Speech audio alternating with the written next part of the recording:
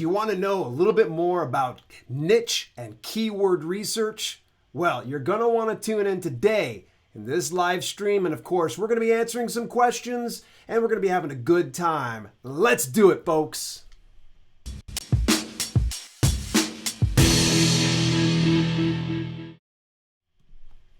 Welcome to Self-Publishing with Dale. And if you want to master DIY publishing, make sure that you subscribe and turn on your notifications for all of my latest videos.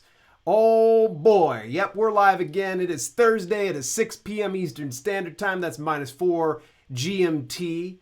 And for those of you around the world, I really appreciate if you're taking time out of your day to tune in to today's live stream, or if you're catching it a little later, thank you very much. Let's get a few things out of the way because as everybody starts to pop in here, we're going to be talking and chatting. So I want to kind of do a little bit of plugs, if you don't mind. Obviously, I don't monetize my videos whatsoever, and it's for good reason because I find them a bit of a hindrance. However, it would be kind of nice if you can kind of help a little bit of the overhead costs there. First of all, if you're in the live stream, Super Chat is one of the newest features here within this channel. If you wish to make a donation, all you got to do is click that little $ that's within the live chat feature, and you can make any number of donations. The nice thing is it'll pop your head right up towards the top, and we're going to go ahead and celebrate together, baby. A lot of these things are going to go into very good upgrades, like a better camera, better operating system, things like that. So all that is going to go back into this channel, and it means a huge thing to me if you can do that. Hey, by the way, you guys have seen today I'm wearing Eat, Sleep, Publish, and Repeat. If you'd like to check out all of my other shirts that I have within my brand, you can go ahead and head over to, you ready for this? I'm going to pop up the link. There it is. Boom! Selfpublishingwithdale.com/shirt. It'll take you right over to Amazon.com where it has a plethora of the shirts that I wear and some of them that I don't wear on the channel. Some things involved in writing, some things involved as authors, some things involved as self-publishing, and once again, some of the shirts that I wear during my live streams and in some of these things. Keep in mind that small portions of these profits come back to benefit me. I just want to let you know ahead of time, yes, those are affiliate links. I think you guys probably can figure that one out. So at selfpublishingwithdale.com/shirt. All right, we're not done plugging. I've actually got big news. Today is going to be the announcement of my newest feature, which is Patreon. That's right. Patreon.com/selfpubwithdale. If you head over there, see, look, I shortened that link for you guys. So here's the cool thing about Patreon.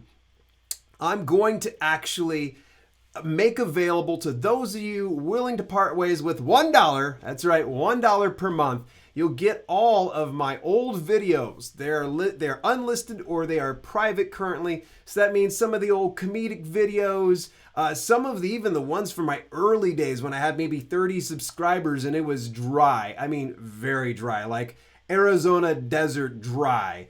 But it still has good quality content and good information. Quite a bit of the early content actually is tutorials, things like formatting your interior of your book. Hey, look.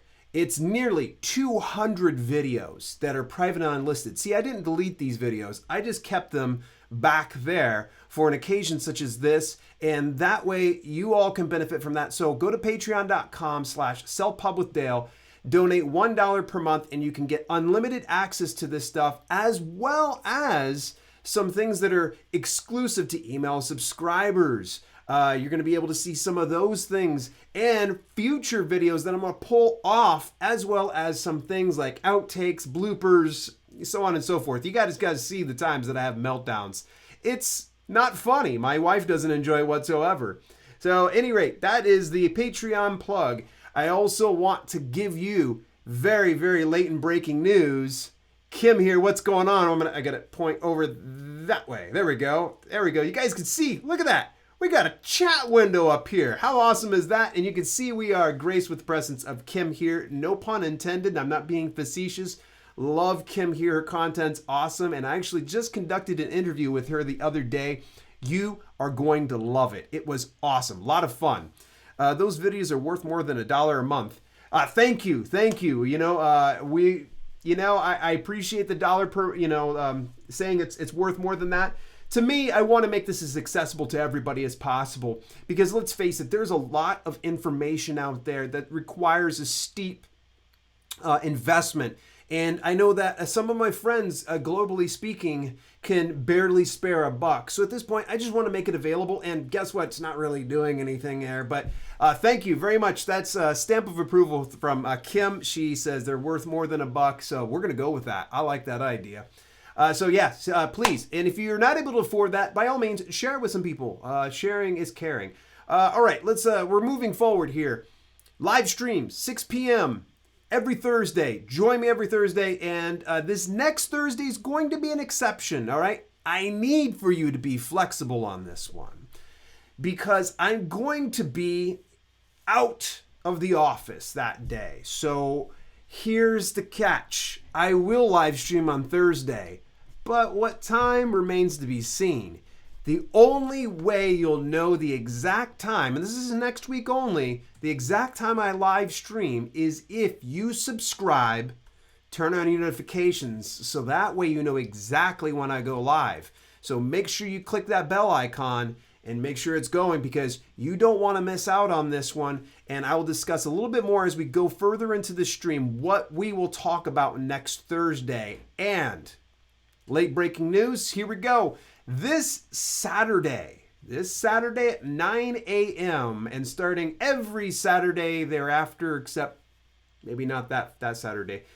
So this Saturday will be the first test live stream. So I need you to do me a favor. If you are interested in a morning stream, if you are able to make that, you may want to show up because if I see that we're attracting crickets at this point, most likely I'm just going to kind of just say, okay, Saturdays probably ain't worth it. So I need for you to tune in this Saturday at 9 a.m. And if you show up, I get a special secret, a special surprise, and a special guest. That's right. We're going to be bringing in, you know what? Let's not even make it a secret. I'm bringing in a Mecha Osai to this channel. But here's the cool part. You ready for this? It's going to be the first time ever simulcast. And it's going to be just a test. And as soon as we can figure out how we can run on his channel as well as my channel, we're going to be posting on both of those things. So, yeah, mornings, yep. Believe it or not, I'll probably be throwing back some coffee. And welcome to the stream, by the way, Bionic Vapor. He must have just got off of his stream.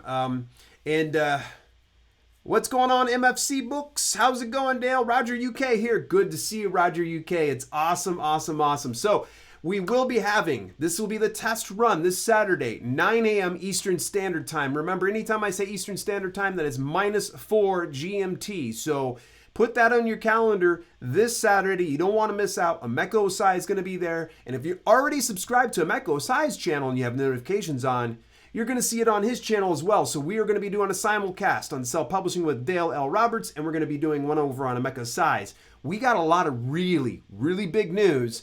That I'm going to keep a secret. I'm going to keep a lid on it because it's going to singe your eyebrows and it's going to light your world on fire. I'm going to tell you that. So let's see here. Yep, killed my stream and smoked. So tired today. Bionic Vapor, for those of you that actually tune into my channel here, yes, that is my brother. We're just going to go ahead and just out him right now. So if for some reason you see him poking fun at me, he is my older brother. He's allowed to do that. And in any event, Bionic Vapor actually has his own channel on YouTube. So if you want to check him out, go look it up. He actually does video game streaming. So it's a completely different medium, as well as you'll see if you ever look it up. But anyway, it's Bionic Vapor. Please, by all means, BV, you can drop your link inside the chat here so you can shamelessly plug your stuff. Great stream. I actually went over into his Twitch stream earlier and was playing a game with one of his other valued viewers, and it was a blast. I noticed that he toppled me, and that's great. I love a lot of fun, but that's on a different plane right there. Let's see here. Kim here says, haha, Saturday morning coffee with Dale. Yes, actually we'll be getting all lit up, and most likely, with the exception of this next week, this coming Saturday, we're going to have a Mecha on. That's just going to be a special occasion because we're going to be testing out the simulcast, and we'll tell you exactly why we're going to be doing a simulcast, because you can kind of put the two and two together here at this point. But the Saturday after next, we most likely won't be able to make it because, once again, going to be out of the office, so I won't be able to guarantee a stream at that time. But the Saturdays thereafter, I've managed to talk my wife into joining me for some of these streams because, believe it or not, there is another face behind this brand. There's another person who helps this brand function and keep afloat. A lot of people are like, "Oh, Dale, you're so brilliant."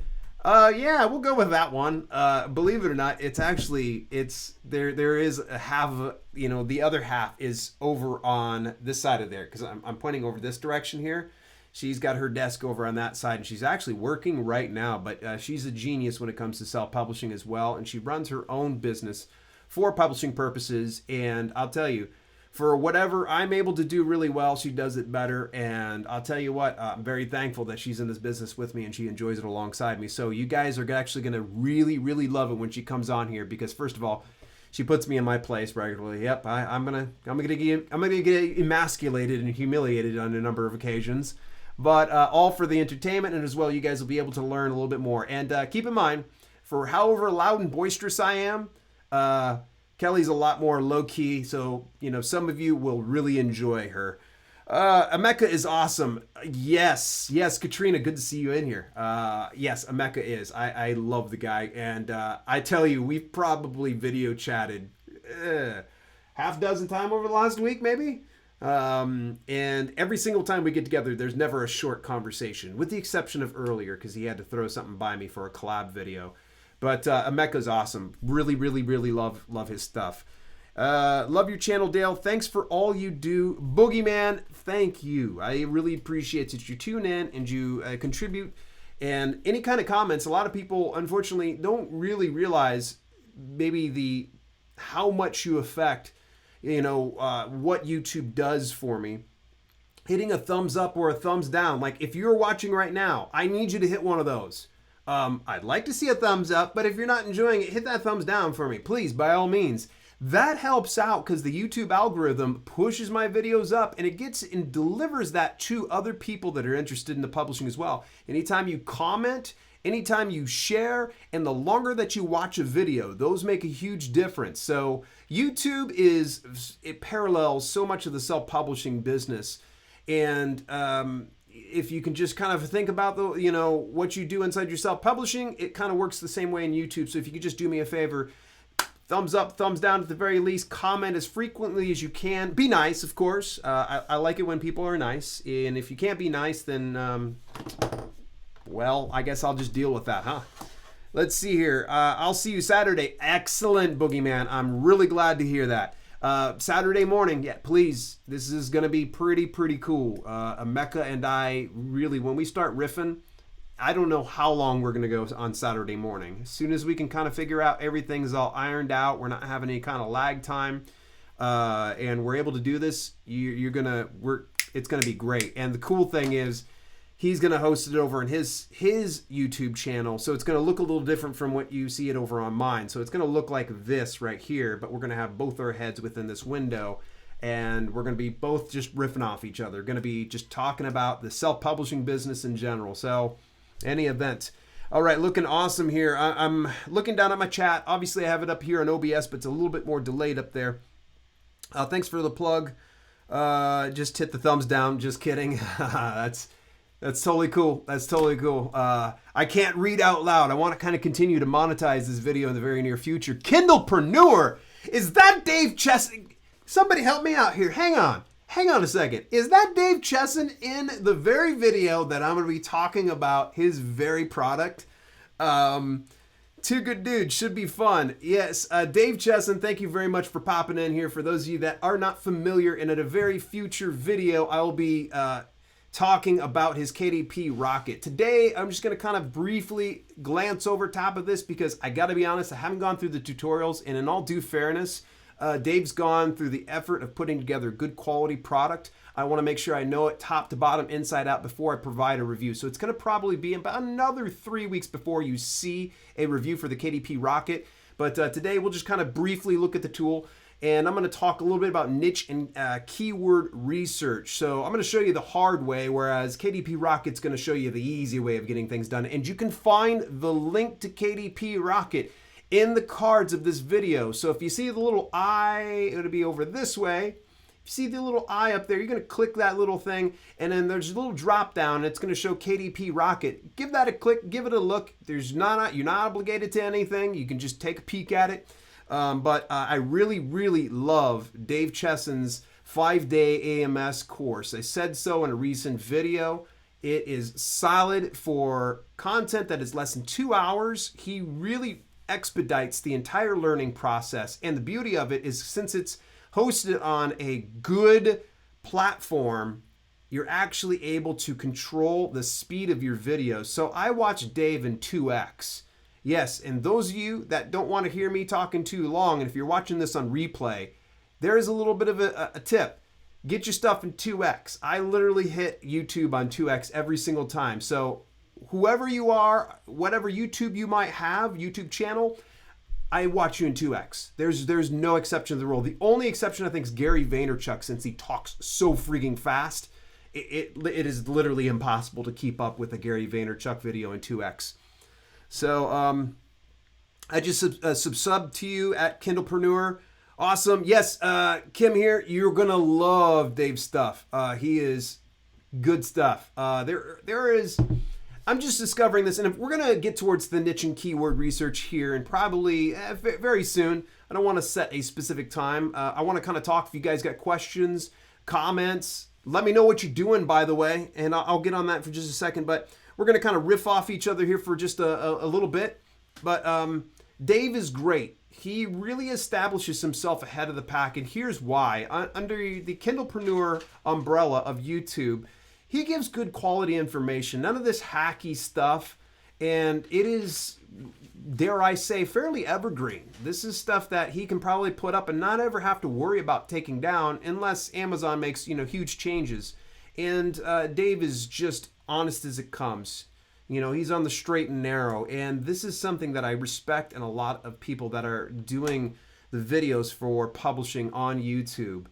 I'm not going to throw anybody under the bus. There are some YouTubers that will go and tell you the quick hacks and the get-rich-quick schemes, and I think that everybody knows me by now. I'm not about the get-rich-quick, okay? If you've come to this channel to learn how to get rich quick, I'm sorry. I don't have the solution for you, because if I did, I probably wouldn't be... I probably wouldn't be sharing it with everybody and their mother. I'd probably be charging at a very high ticket rate. But I can be able to show you sensible information when it comes to publishing and doing it yourself. And I think that's what speaks volumes to me when I see another YouTuber out there that's putting out information. The Kim Hears, who talks about, writing and books and literature, to the Ameko Size, to the Kindlepreneurs, to the Tom Corson Knowles. These people really resonate with me well because I'm in this business for the long term. I'm setting up a foundation. You might have seen some people come and go over the last few years, and some of them kind of came in, had a cup of coffee, made their money, and took off. And you're not going to be seeing that with me. This is the business I see myself retiring in, if I ever consider retiring. Let's see here. Long game for sure. BV's got that one right. Yes, to be noted, the 5-day Amazon Marketing Services course, you can go over to kindlepreneur.com and get that 100% free.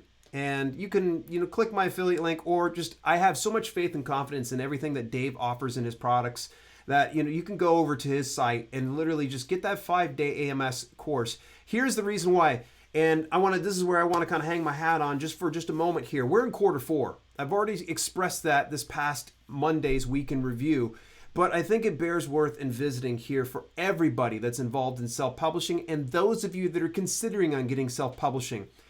You need to be publishing in quarter 4. In fact, it kind of singed Emeka's eyebrows when I kind of shared with him that I bottleneck some projects purposely. I hold them back purposely for release in quarter 4. Here's the reasoning why. People love to buy things in quarter 4. And more importantly, you're going to start to see that right after Thanksgiving Day here in the US.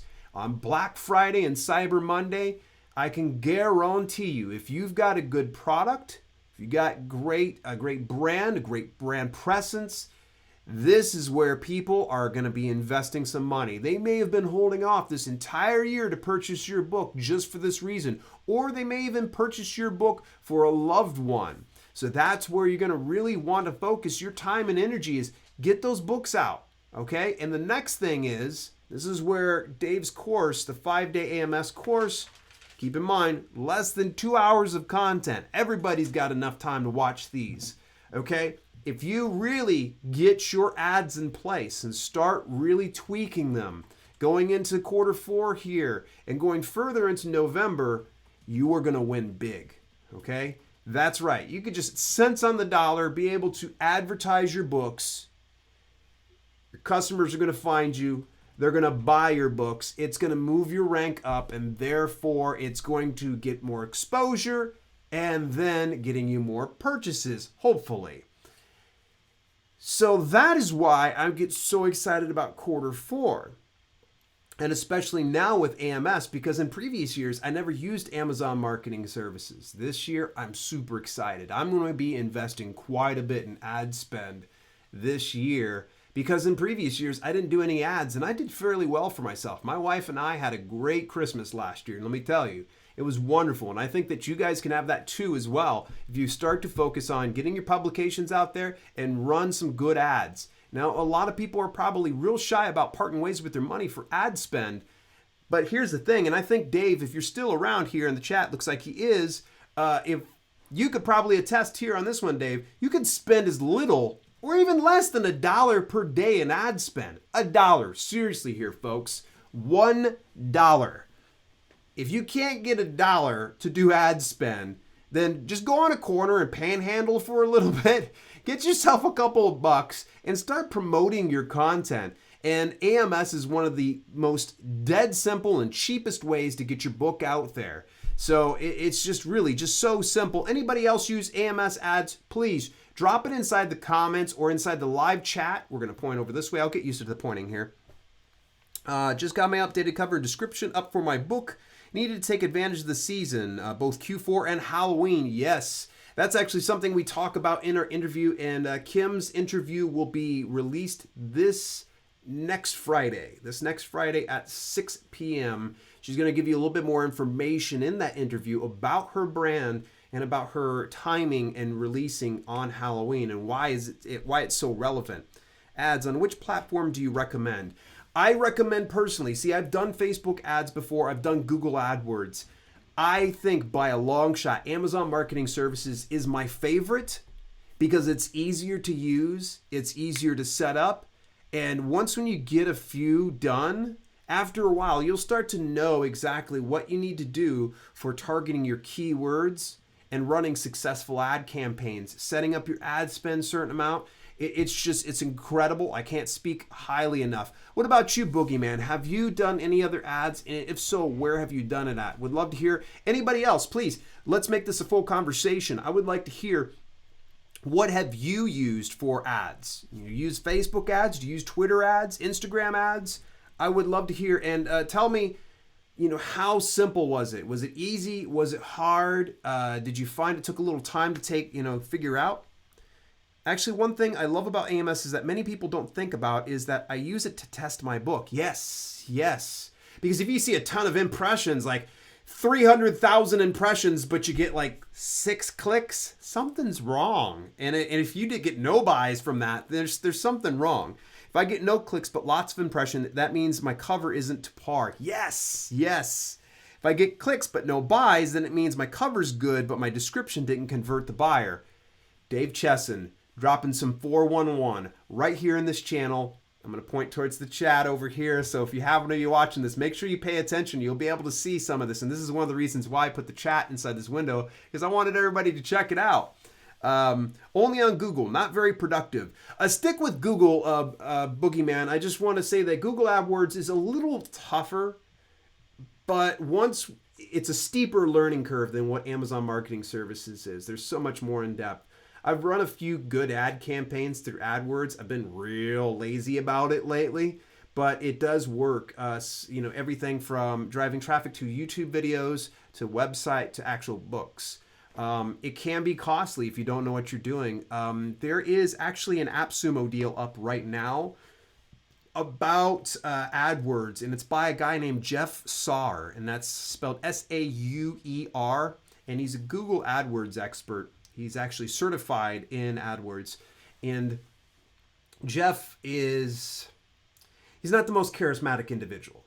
And I'll probably eventually have a review up of his actual course for AdWords. It's a very, very thorough and in-depth, extensive look at Google AdWords and how to successfully run campaigns. I still haven't yet to peel. I think I'm probably about 2/3 the way through the course. I've already learned quite a bit from it. But the issue that I run into is his videos are about 15 to 30 minutes at a time, and he's very deliberate in his delivery. And his tone is fairly monotone. And he's straightforward. So it's very deadpan, as you can kind of tell. I'm not trying to poke fun at Jeff. He put together a very good quality course, but the issue that I have, my beef is there's no 2x on it. I want to be able to hit videos in 2x because it just drives me insane. So the problem is either A, I've got to etch out a half hour of my day to learn one lesson, or B, I'm just going to have to wait. And that's what I find myself at, is waiting on that. So great course. I took it in his analytics course. Yeah, I've been thinking about getting the analytics course, but I'm on the fence because I just haven't finished the AdWords. And my biggest reservation is the fact that he doesn't have 2x. I need to drop him a line, be like, look, bro, hook me up, man. Give me a 2x, please, please. I love his information. He's definitely educated me to a certain extent. I'm going to take myself a little drink here. We're doing really good. I promise we're going to start into the niche and keyword research here very, very, very soon. I definitely would love to hear everybody else's. You might have ADD. I do. Actually, ADHD to be exact was what I was diagnosed with. And no, I don't take medication for it. What are these labels anyways? Labels, schmabels. So, let's see here. Actually I had a viewer more recently had watched, I think it was my first live stream, or it might have been my second one, and he was like, you never answered the question. And I was just like, touche, I did not. And so if you guys ever see that I'm not staying on track, by all means, give me a hard time over here in chat. I pointed to the wrong way. It's that way. I just need to remember, it's always over towards my wife. So anyway, S, what's going on, S? It's good to see you in here. Dropping that winky face. What are you doing winking at me? What's that supposed to mean? Good to see you. All right, before we do move on, I would love to hear, what are you working on currently? Do you have any books in the process? Are you in the midst of writing one, outsourcing one? Are you waiting on a cover? Do you have one currently on the market? This is the time that I'm going to say you are more than welcome to drop a link inside the chat, okay? Drop it on over there, please. Only links to Amazon. Only Amazon. Because otherwise, I don't know if somebody's putting some body type stuff. So if you've got a book, please go ahead and shamelessly promote it over in chat. Or if you're watching this in the replay, drop it inside the comments.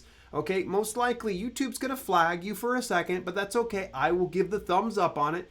Regardless if I like the book or not, if it's a book, I'm going to go ahead and give it a thumbs up. So please, if you want to promote your books, this is the time to do so. Would love to hear what you're doing for your projects, and of course, what is in the pipeline. What do you plan on finishing up here before Q4 is up? I know I've got a very ambitious goal, huge goal. All I'm going to say is right now, my biggest goal is going to be to fire off my next fitness book, which has actually been about a year and a half since my last full release. Isaac Cruz says, Dave, I don't know if you're talking to Dave the Kindlepreneur or if you're talking Dale. I'll have to get Dave on here one of these times, I guess. Any tips for better keyword selection on draft to digital?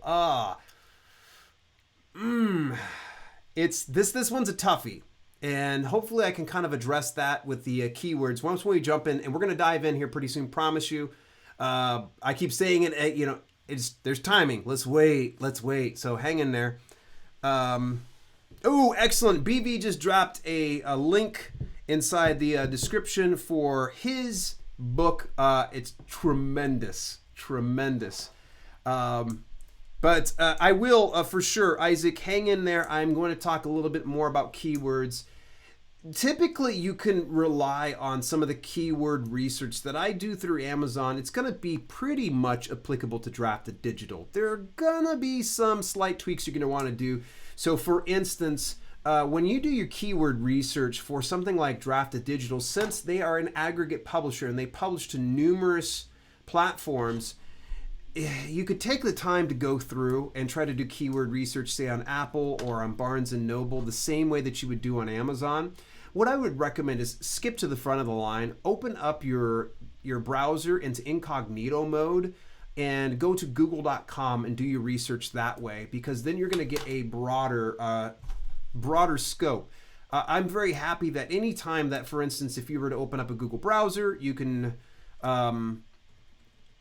this is how I was able to kind of niche down my brand, was through Google. And then sometimes what I'll do is I'll take, if I'm kind of split between one word or the other, and this is a series of words, mind you, not just one individual one, but if I've got a specific keyword or long tail keyword and another one that are very similar, if it's kind of a toss-up, what I'll typically do is go to google.com/trends, and then I will compare and contrast those two keywords and see which one has more traffic over the other. Sometimes it's a toss-up, and other times there's a definite winner, and I typically will try to pick the one that is the winning one for google.com/trends. I don't have that link in the comment. My apologies here. Yes, I'm sitting here looking at this D2D aggregates out to lots of different markets. Yeah, exactly. It's a little tough. Dale, sorry. Kim here said, Demonic Illusions is my book and it's a horror romance. Yes. Which, by the way, Kim, is that live already? I just want to kind of figure out, because I know that you showed me the paperback already. I just want to kind of find out. Dave brings up a good question. The better question would be something like how to find iTunes keywords or Barnes & Noble's keywords. My link went in post. Oh, I'm so sorry. Maybe... drop it to me through your Twitter account, and I need to introduce you to my brother one of these times. He's got admin here. And why don't I have you as admin? I'm not sure why. But yeah, what it comes down to with Drafted Digital is just try to find the broad keywords that work best as a whole. It's going to really depend, and I think Dave kind of brings up a great point in the fact that think about where you're going to want to focus your time, energy, and attention to. Do you want to get more sales on iTunes? Then you're going to probably want to pick up your keywords and your keyword research through iTunes or through Apple itself, through iBooks, because that's where you're going to probably be selling it. But conversely speaking, if you want to sell more through the Drafted Digital, through Barnes & Noble, then you're going to want to head over to Barnes & Noble and get the keywords there. They're going to probably be somewhat the same, but I can't guarantee that, because without looking at it, and I highly doubt it, because it just depends on from one platform to the next. Oh, awesome. Very good, BV. You hooked up my good pal Kim here for Demonic Illusions. Anybody else? Oh, hey, don't sweat it. Living my Rhapsody. Oh my gosh, I'm late. There's a good reason. Actually, this is a little tip that I learned from my boy BV here on here is always start a little slower. And so we're still just kind of in the intro portion of our stuff before we jump into the keyword and niche research. So that's going to be a great majority of this broadcast is going to be on the niche and keyword research. And I expect full participation. So if anybody's lurking about here, pop in here, say what's up. You don't have to hang out the whole time, but if you can just tell me that you're here, just drop it inside the chat. Also, if you've got a book, just mention the book and the author name, and hopefully my brother here will grab the link to it on Amazon. He'll drop that on in there. That would be super, super helpful. Good to see you, Anthony. You're late too. Oh, see now, Anthony, I thought we were tight, dude. Late, got from Panera. You didn't miss much. Just been kind of jib-jabbing, giving a little bit of the rundown. You'll have to go watch everything else on the replay. And I'll make sure to give a synopsis when we wrap up beside this broadcast, some of the things I shared at the very beginning. All that to say this is that we are right now talking about projects, and we're starting to get a little bit of a rough start here on keywords. Thanks so much. Yeah. Yay. Up. Please talk to Emma Katie Cookbooks. I can't see anyone making more from self-publishing. I'm thinking if you've got a contact, I'm going to see if I can do a little bit of investigation here. I'm going to write it up here on my whiteboard. It's right behind here. I always thought Emma Katie, and let me look over here to my wife and I'll ask her. Is Emma Katie a pen name? Oh, it has to be. Okay. She doesn't have a real photo on her Amazon. Yeah, I've never seen a real photo for Emma Katie, but I would be very curious because, yeah, Emma does pull. Yeah.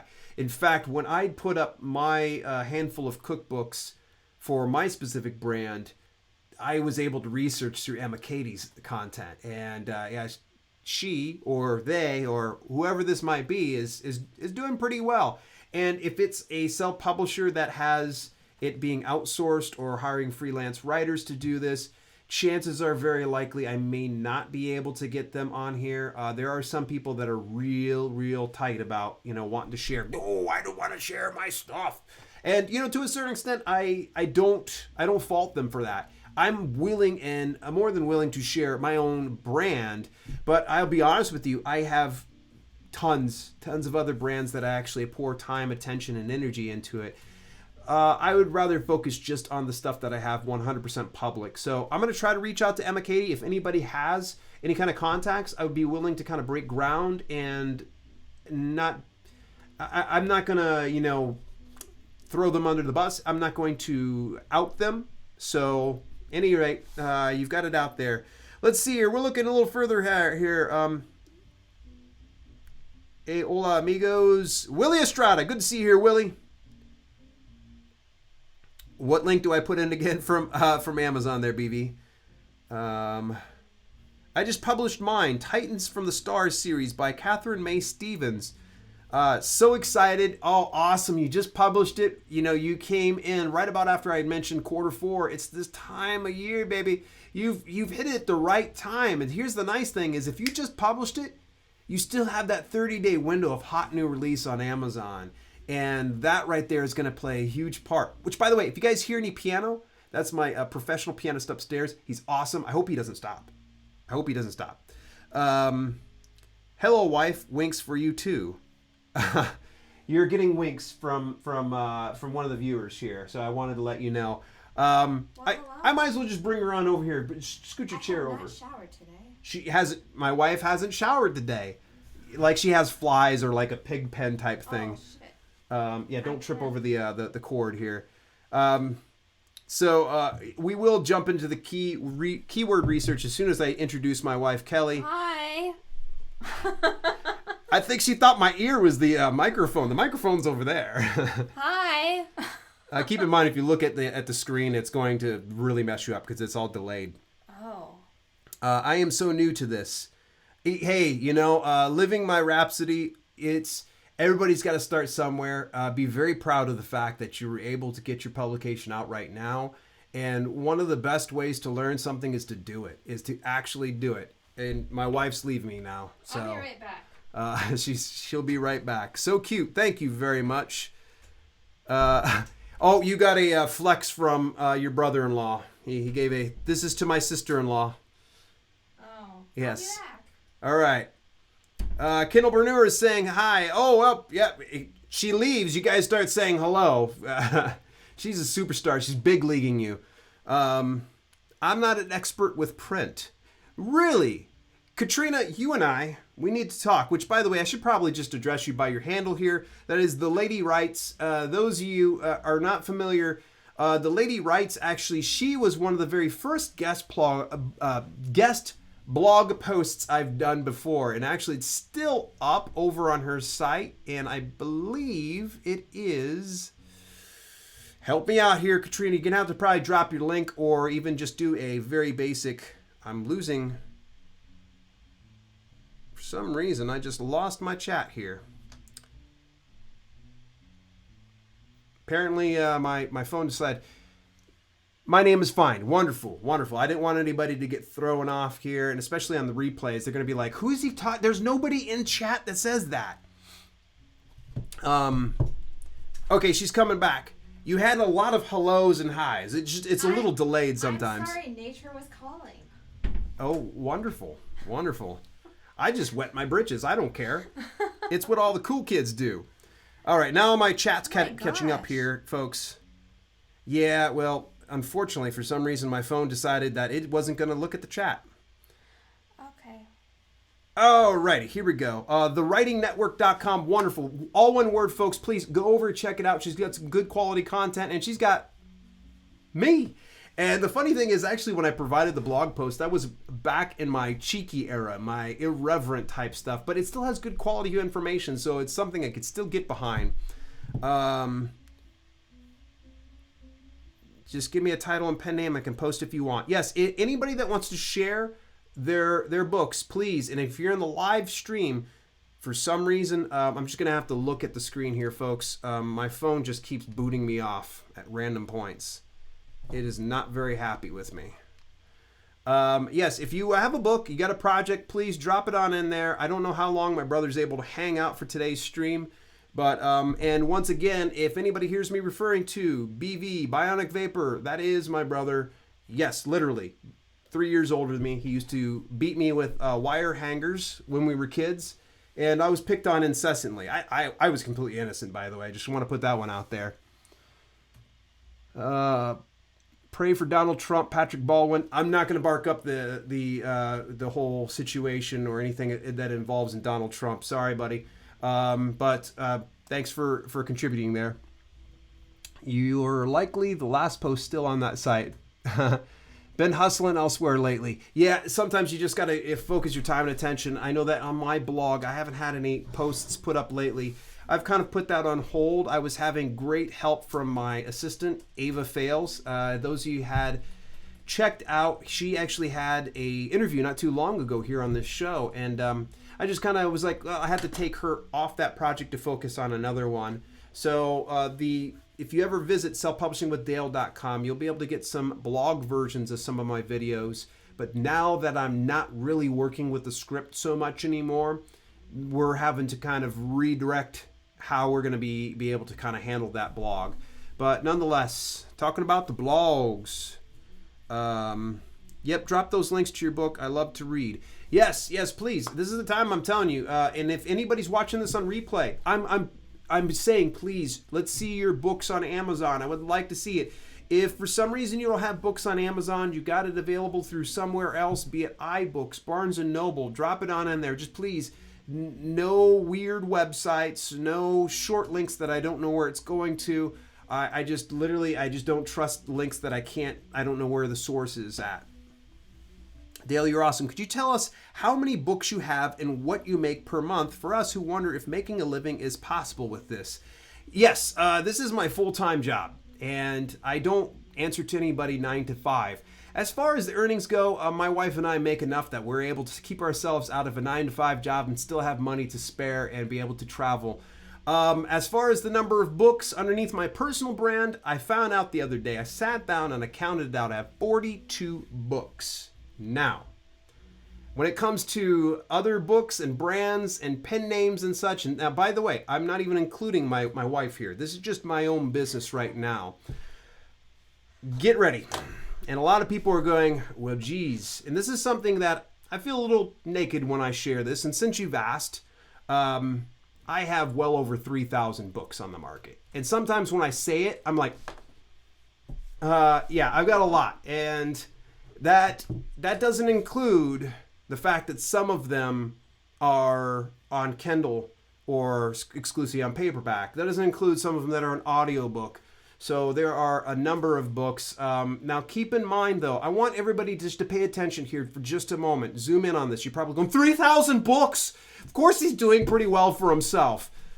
Okay, let's get this out of the way. Let's get this out of the way first of all. A, I'm not a newbie self-publisher anymore. Yeah, sometimes I'll say I'm a newbie, but compared to the average newbie, I'm no longer a newbie.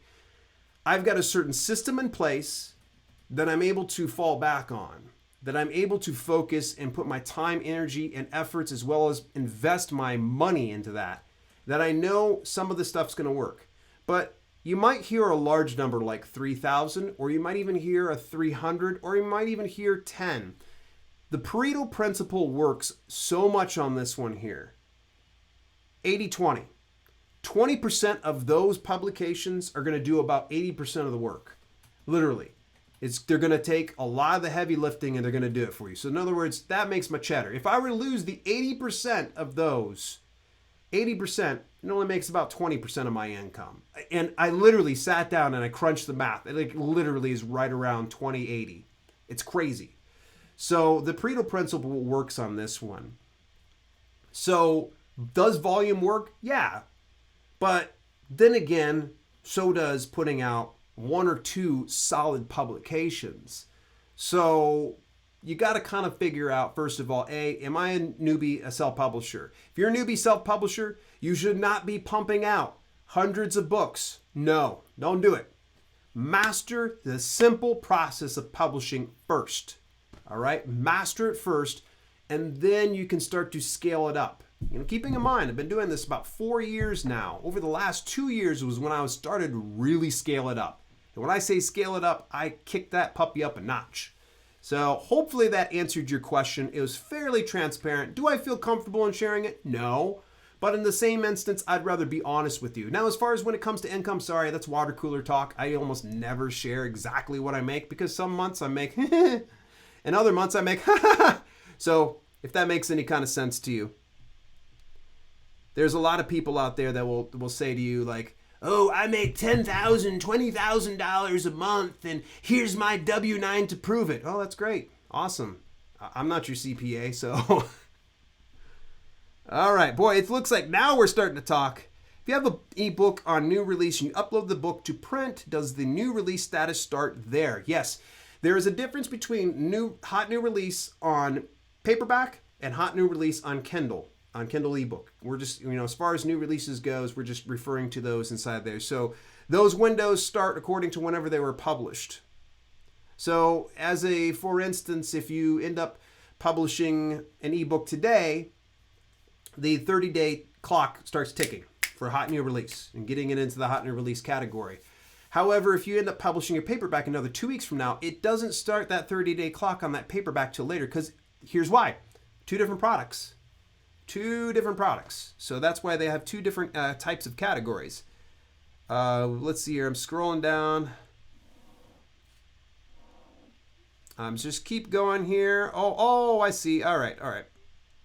One of my perma-free is Katrina Taylor's Knight's Apprentice. Awesome. Thank you. I want to say a big thank you to my brother for hooking up the stuff here. That is insane. I don't know. Is that really that crazy? What's crazy? That many publications? To someone who doesn't know what we do, yes. To someone who doesn't know what we do, yes. It can be crazy, but you get a system in place. And just for the record, it's not black hat tactics. It's not unapproved things. It's literally just like I said. You just get yourself a system and you stick to it. So there are days that I don't work at all, but there are days that I'll work crazy hours. Do I need to work those crazy hours? Probably not. But I like this. This is fun to me. And so when I call it a job, I kind of feel wrong because it's almost like, calling my baby ugly, I like doing what I do. I love it. And there are some days that I just got to shut it off. But anyway, I'm looking here more inside the chat. I used to make enough to cover my bills back years ago. The market changed and I fell behind. I'm in rebuilding it as possible. It is very possible, Katrina. I appreciate the vote of confidence that a lot of people really need to hear is it was. When we got into this game originally, the funny thing is I think I hit right about the time that it was getting that gold rush to Kindle. Like everybody and their mother was doing it. And I did see a significant bump increase inside my paycheck. So did my wife. But the problem that we ran into was systems were changed and you could no longer rely on Kindle the way you used to. You couldn't just publish out any old thing and expect to get yourself, thousands of dollars per month without doing some kind of ads, without doing some kind of promotion, without setting up a good author platform. So it is very, very possible. You just got to stick with it. And please, if you're ever thinking of way to make money quicker or to cut a few corners, I promise you, it is a dusty road, and I've actually even shared it in previous videos before that it's burnt me. Everything from the review swaps. So, for instance, review swaps was, it was a system that was not allowed by Amazon. I even asked early on, hey, are Amazon, can you be able to? They're like, no, you can't. That's a biased review. Well, I decided to push my luck anyways, and I still review swapped, and it had my review swapping privileges, and it revoked. I can't review anything on Amazon whatsoever. So I just highly recommend for those of you out there that have heard about the whole review swapping thing, if you're doing it, stop doing it. It's not good. Trust me on this one. And there are people that right now who weren't currently review swapping that I know of that got their review privileges removed, even though they stopped review swapping a long time ago. So just know this, that you might be review swapping and get away with it right now. I promise you though, all it takes is just one person to mess up that system, and then everybody gets busted within that chain. It's almost like a bad STD, So what's my number one publication? I don't know. That sounds terrible. I'd actually have to open it up. I'm going to guess. For me, it was probably the stretch workout plan. That one seems to pull really, really well. Tied up closely with an ultimate home workout plan. That one did pretty well as well. And then I have some under my other pen names and different brands as well. There was one that it did really, really well last Q4. Unfortunately, it's drawing flies right now. It did really phenomenal. I think it pulled in easily, probably with that specific book, it probably pulled in nearly a quarter of the income that I made back in Q4. Let's see here. Moving further down. You baby might actually be ugly. Just saying. Yes. Sales rank is 100,000 or below for most courses. What about the number of titles? Does that make a difference? And what course would you recommend? Right now, unfortunately, I don't have insights on the best courses. I always just kind of default back over to Emeka's course. I've yet to actually look at it, but it's called My Self-Publishing Blueprint, and you can actually access that. It would be a huge, huge favor to me if you were to look at that. Go to selfpublishingwithDale.com/Emeka. That's spelled EMEKA. And that will show you My Self-Publishing Blueprint. It's Emeka's course. He does solid work. He's a very honest, upstanding guy, and he is staying in this for the long term. So there's a good reason why the two of us are going to be partnering together in a number of videos very soon. Oops, did I say that out loud? Is that including all the pen names? Yes, BV. That's going to include all the pen names, the number of titles I was talking about. You answered. Okay, excellent. Can people buy the book directly from me and leave the review online? Yes, they can buy. Well, yes, they can, and no, they can't. So here's where the reviews, and I'm going to answer this one last question before we start to jump into Kindle and the Kindle keyword and niche research, because I want to make sure you guys get a little bit of 411 before we stop. This is amazing. We're almost going an hour deep, and we're this far. So someone can buy it directly from you and review it, say, over on Amazon. But the catch is, and I said this in a recent video on reviews, that you have to purchase, I think, a minimum of $50 in products on Amazon before you can post any reviews. It's just a new thing, unless you were grandfathered in on something older. But for the most part, they're no longer allowing people just to go over and post reviews to products without having spent at least $50 on the online retailer. Now, the next thing is, if the person purchases it directly from you and they leave a review on Amazon, it's going to be what's considered, and it's not going to be labeled this way, but it's going to be considered a unverified purchase. You will notice sometimes a little ticker that's along on a review. It'll say verified purchase. This indicates the person actually bought it. And in most instances, you can actually even see whether they have bought a Kindle, or if they've bought the paperback, or if they've bought the audiobook version of that. That's right. It'll show all three of those particular things. If it's a verified purchase, that's the thing. If it is not a verified purchase, the person can still put the review on there. It's up for debate on the strength of a verified purchase, if it's, if it holds good for most people. But for me, I typically don't pay attention to that when I look at products, and I buy a lot of products on Amazon. I don't care. I typically, here's the funny thing is, I'm more of the person who looks for the train wreck. I'll go to the 1 stars immediately. What do you guys do? I'm definitely curious if you pay attention to reviews, because here's the thing is, I use Yelp a lot. Yelp is an app on your phone, and I show my phone, but Yelp is great when we're out and about, and I will typically look up reviews of a particular place, especially if I'm just eating there. It could be over, like, say, Panera Bread, or I'll be over at Chipotle, and I'll look up the 1-star reviews because I want to see what bad service they've had. And sometimes ahead of time, we'll take a look at those reviews, and I just want to see what the bad experience was, because if it's really, really a compelling review, I'll say, okay, out of here. But if it's like a 1-star review, like, I hated this food, I'll be like, oh, okay, that does nothing for me. Something for me when I go out to a restaurant is I try to pay attention to any kind of vegan food. So if somebody gives a 1-star review, 1-star review, I hate vegan food, I'll be like, done, I'm there. I'm there in 2 seconds. So that's why sometimes I'll pay attention to the 1-star reviews. And this is something I recommend to those of you that are inside this publishing business, is look at your competition, or those within your niche. If you don't consider them competition, look at those inside your niche and pay attention to their 1-star reviews. Go in there, read them, study them. This is your learning material. This is the stuff that's going to help you build a better product. You go into those 1-star reviews, you're going to find out, okay, pictures were pixelated, bad editing, poor layout, things like that, and you're going to be able to learn it. And here's something that I do, and it's what Russell Brunson does, who is also the owner and CEO of ClickFunnels. He builds amazing sales funnels. Guy's really freaking wealthy. And what he did was what's called funnel hacking. And what funnel hacking is he'll go find somebody's sales funnel, he'll opt into their email list, and then he'll go through every single one of their products and he'll buy them. So if there's a one-time offer, he buys it. And then they'll go, oh, well, you got to check out this.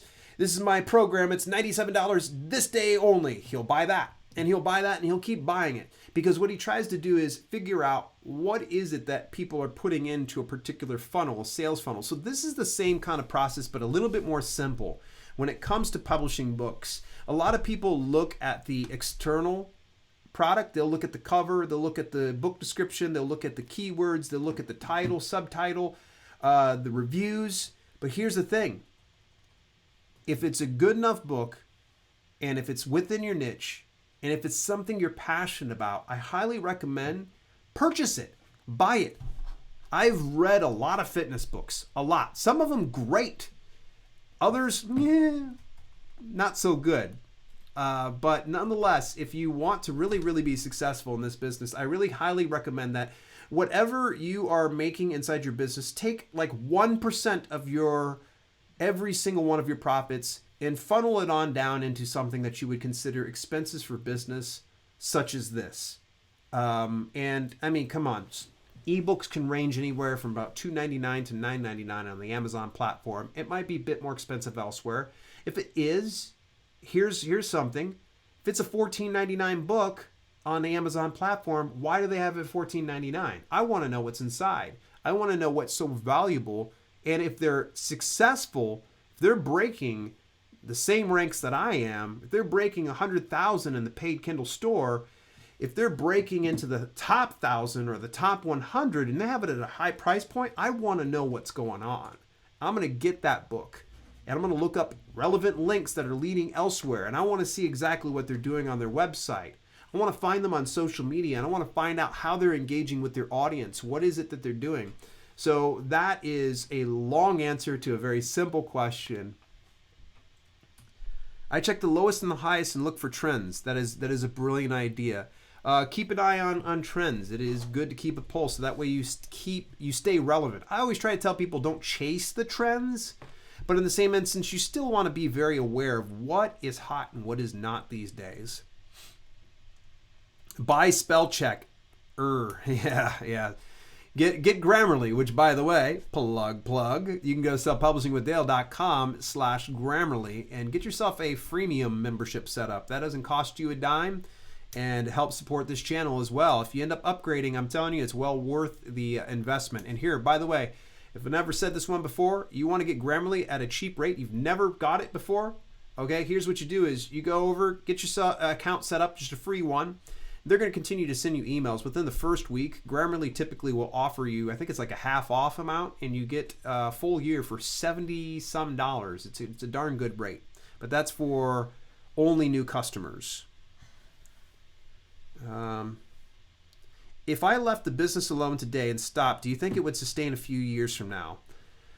Well, here's a good prime example. I'll tell you yes, but at the level it's doing, no, not at all. Not at all. I'm very realistic in knowing that there's going to be other people out there that are going to come and slide in, and they're going to be utilizing building their author platform, engaging with social media, contacting their audience, building an email list. Those are ideal. So this is not a set and forget type business. And here's a good example. Actually, Jason Brock just did an interview with Emeka Osai, and also he did it over on his channel. So it was on Jason Brock's channel as well as Emeka's, where Jason was actually able to talk a little bit about his business and why he's kind of not really in the publishing business anymore. He does still have some of that stuff up there, and this is to answer this, is that he probably hasn't published anything in a very long time. He's still pulling in a decent amount of income for little to no work in it. He's done a few ads. I actually sat down with him one day and showed him a little bit of, some of the strategies I use in Amazon Marketing Services, and it helped him out a little bit. But all that to say this, can I be able to set and forget? No. But I would like to know if there's actually even a large publishing house company that could do that for any one person. Yeah, Stephen King's going to continue to draw till the day he dies, even if he didn't publish another book, because people are putting out movies. Keep in mind, that machine keeps rolling. They're putting out Stephen King movies. And then his large publishing house is going to continue to pump out newer editions, maybe with bonus content, maybe with art within it. So this business is never kind of a set and forget. You always got to kind of have something in the pipeline, something, be it ads, or you're going out and making appearances in podcasts and interviews, doing press releases. There's so many parts of this business, and some of it I have barely tapped on for good reason. There are some areas that are just right outside my wheelhouse. Like, I've never appeared on a local TV show. So Grammarly is fantastic. It's literally, this is just not me even speaking on the fact that it is an affiliate. I'm an affiliate for their products. I'm an affiliate with only products I can get behind, and I can really feel, okay, this is a solid product. Grammarly's great. I've got another one. It's called White Smoke. That's my review of White Smoke. That literally, I was thinking about putting it out, and I just knew I was going to bury them. So that's one thing you guys can anticipate, is I'll never do a review on the channel that's going to troll somebody. So that White Smoke. All right, so here we go. All right, I think everybody knows how this works. I'm going to share the screen here, and I need you to let me know inside the chat if you could see everything okay. Sorry, we're slow on the link. Approved. All right, very good. All right, so now I'm going to go ahead and I'm going to go into display capture. Can everybody see my desktop? Can everybody see that? If everybody can see that just fine, that'd be great. As my first step, I just started my channel. Wonderful, wonderful. They recently released newly illustrated Harry Potter editions. See? Oh, which, by the way, Moonshin King, it's good to see you back in here. I don't know if you slipped in there. There was like a lot of comments I kind of got behind, which, by the way, if you ever want to get top priority on me mentioning, everybody can see it. Wonderful. Had an important tweet to send out there. I can see. Wonderful. Excellent. Now, let's go ahead, and I'm going to go ahead and open up incognito mode. Woo! There we go. And I've already got it set up to where I have, and I highly recommend you get a system in place. If you see here at the very top of my browser, all these bookmarks optimize my business. So I'm not bothering having to type in things every single time. If I want to go to KDP, I just go right to KDP. If I want to go to BabelCube, I go right to BabelCube. And you'll notice I visit the Kindle store a lot, I visit a lot of the bookstore a lot, and I visit Amazon a lot. So I have those three kind of grouped together. We're going to go into the Kindle store today. Reason we're going to use incognito mode, as I explained in previous videos, here's the thing is, incognito mode shows you the most purest way to get keywords. I want to give a big shout out and a big credit to this one. Dave Chesson actually talked about this on Authority Self-Publishing podcast once. This is why I became such a diehard Dave Chesson fan, was his interview singed my eyebrows, literally blew me away. Before I used to go over into a regular browser, but the problem is the keywords that you're going to pick up when you're doing keyword research is it's going to be tainted. It's going to be done towards you. So you want to make sure that you go into incognito mode so you get everything so it's pure. If you're using Chrome browser, by the way, here's a very simple trick. For those of you on PC, you'll press Control-Shift-N for the letter new when you have a browser open. Or if you would like to, on Mac, you hit Command-Shift-N as in new. So all right, so now we're inside the Kindle store. I'm looking here. I see 15, but only 14 thumbs. Thumbs up, everybody. Come on. If you haven't hit that thumbs up yet. Metaphysical Musings. Good to see you in here. Metaphysical Musings. Who didn't hit a thumbs up? Yes, please. If you guys are enjoying the content, make sure that you share it with somebody, because we're going to probably be doing a little bit more fun here. And I might even rope my wife in here to kind of put her 2 cents in every now and then. So, which, by the way, keep in mind, if you're in live chat, there is a nice little $sign there. If you are enjoying the content, if you really want to help support the show, click that little $sign. It's a super chat. What it does is it puts a donation towards this channel. It's my only time I'm going to beg today, and I'll mention it one more time before we break off. But please, support the show, share, hit that super chat. Let's see about looking up some keywords. All right, so for the fun of it, all right, just for the fun of it, I want somebody to pick a niche. Just throw anything out here. What do you guys like? What do you like? I'm going to come back over here, and you guys are going to see what do you like? I want to hear. What do you like? What do you enjoy? Let's see it. Fire it off here on chat. What do you enjoy? What do you enjoy? Vegan food. My wife likes vegan food. Ooh, that might be a fun one. Come on, let's hear some other people's likes. Post it right over here in the comments. I'm not going to move forward. We're not going to do keyword research till I hear a little bit of participation. All right, survival. Good one. Ooh, survival's big, by the way. Fantasy. Tarot cards. Tarot cards. Good one. Bear shifter romance, because I know you love it. Yes, I totally... Werebear shapeshifter. I usually made that my going gag for the longest time. Oddly enough, that bear shifter still does pretty well. I wrote a fantasy. Actually, that sounds great. All right. It seems like fantasy, we're tapping into that. Obster? Oh, maybe lobster is what you're saying. Streaming. Streaming is another excellent one. Documentaries. Huge, by the way. Huge. All right, so it seems like fantasy is going to be kind of a fun one for us to get into. I'm going to tap into those other ones. Let's go ahead back into the screen share. I'm going to drop out OBS, and we're going to go ahead and open this back over here too. All right, parenting, conspiracy theories, another huge one, by the way. So we're going to go ahead and set our hat on fantasy for a second, and let's go ahead and let's just type in fantasy.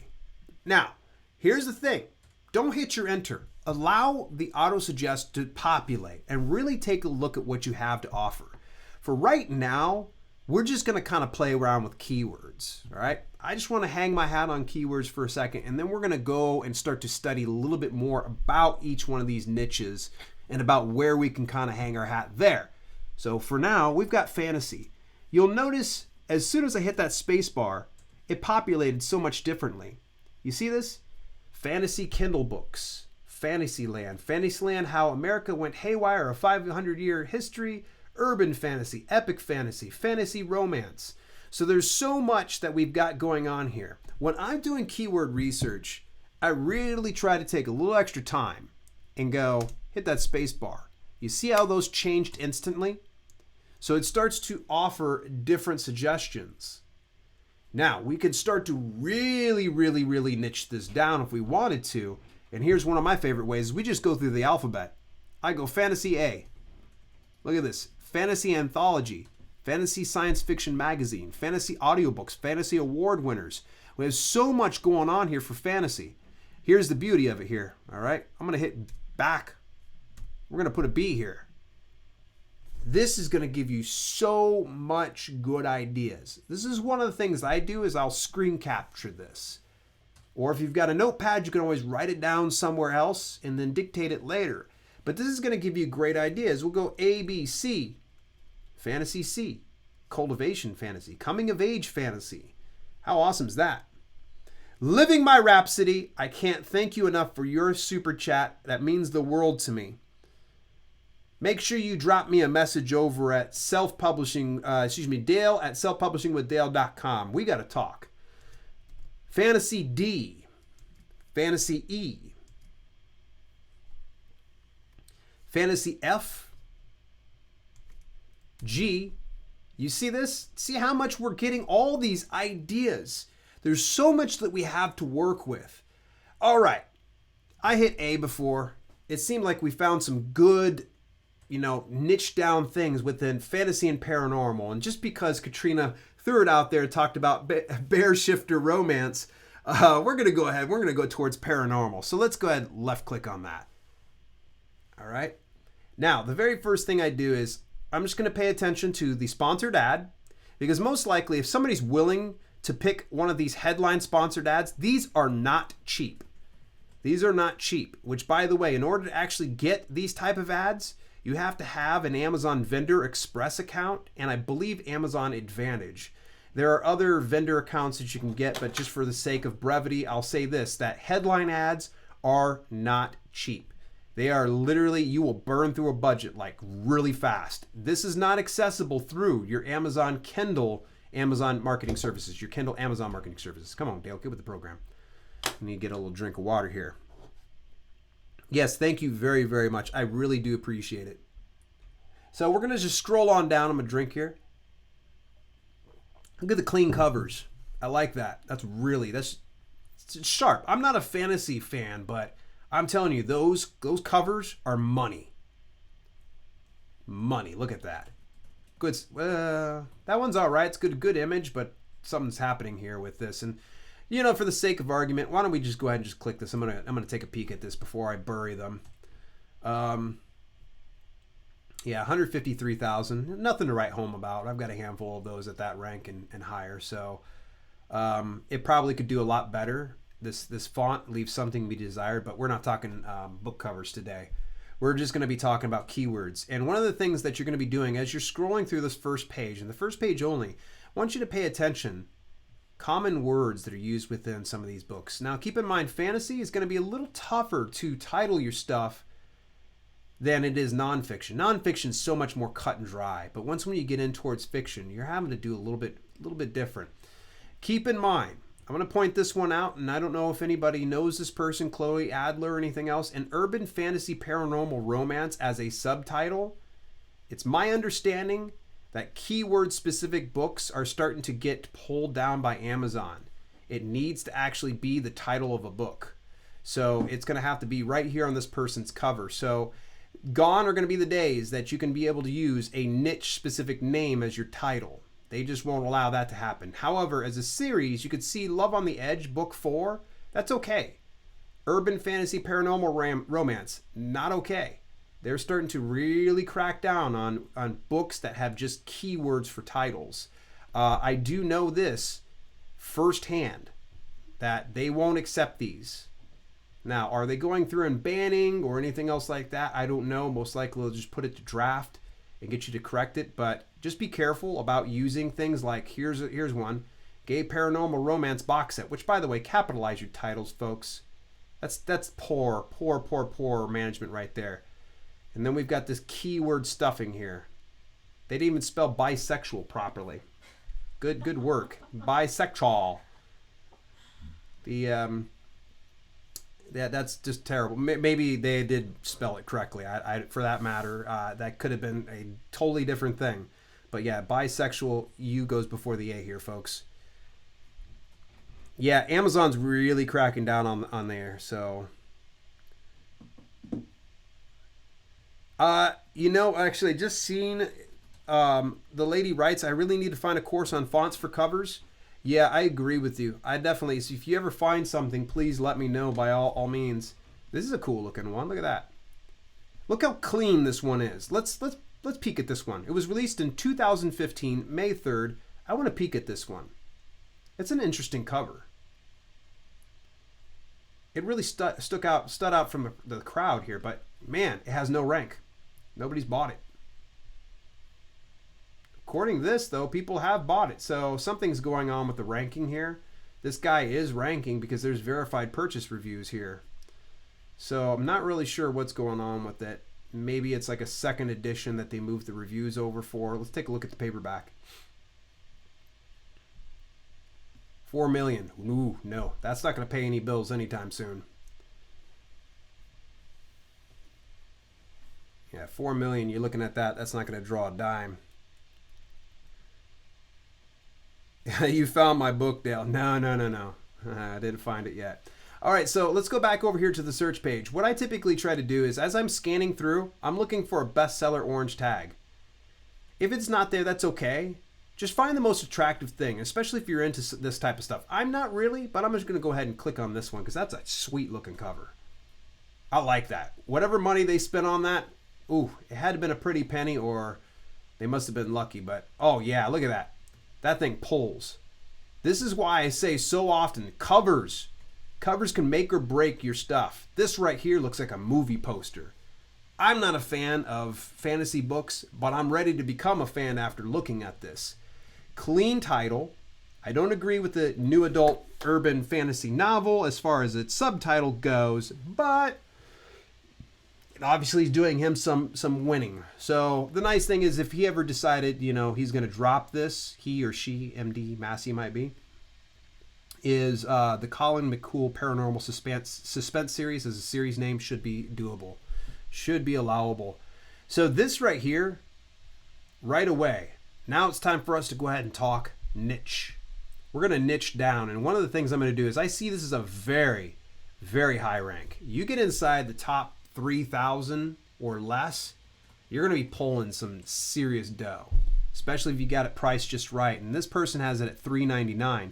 So that's at a 70% return.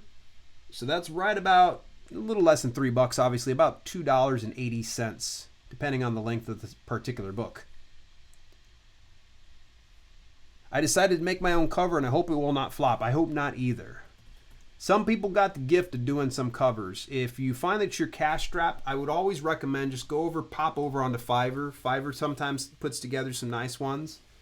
And it at least doesn't, and I'll talk about hiring out at some point later. And one of the reasons why sometimes I don't do it myself, because time is not money. Money is way less valuable than what time is. Time is just an irreplaceable commodity. So that's why sometimes I'll just invest in somebody to do the covers. All right, we're looking at our paranormal thing. I'm going to take a look here at the niches. If you've ever paid attention here, you go into product details, you'll see the browse paths. Those are your niches, okay? We're niched all the way down to myths and legends, folklore and ghosts.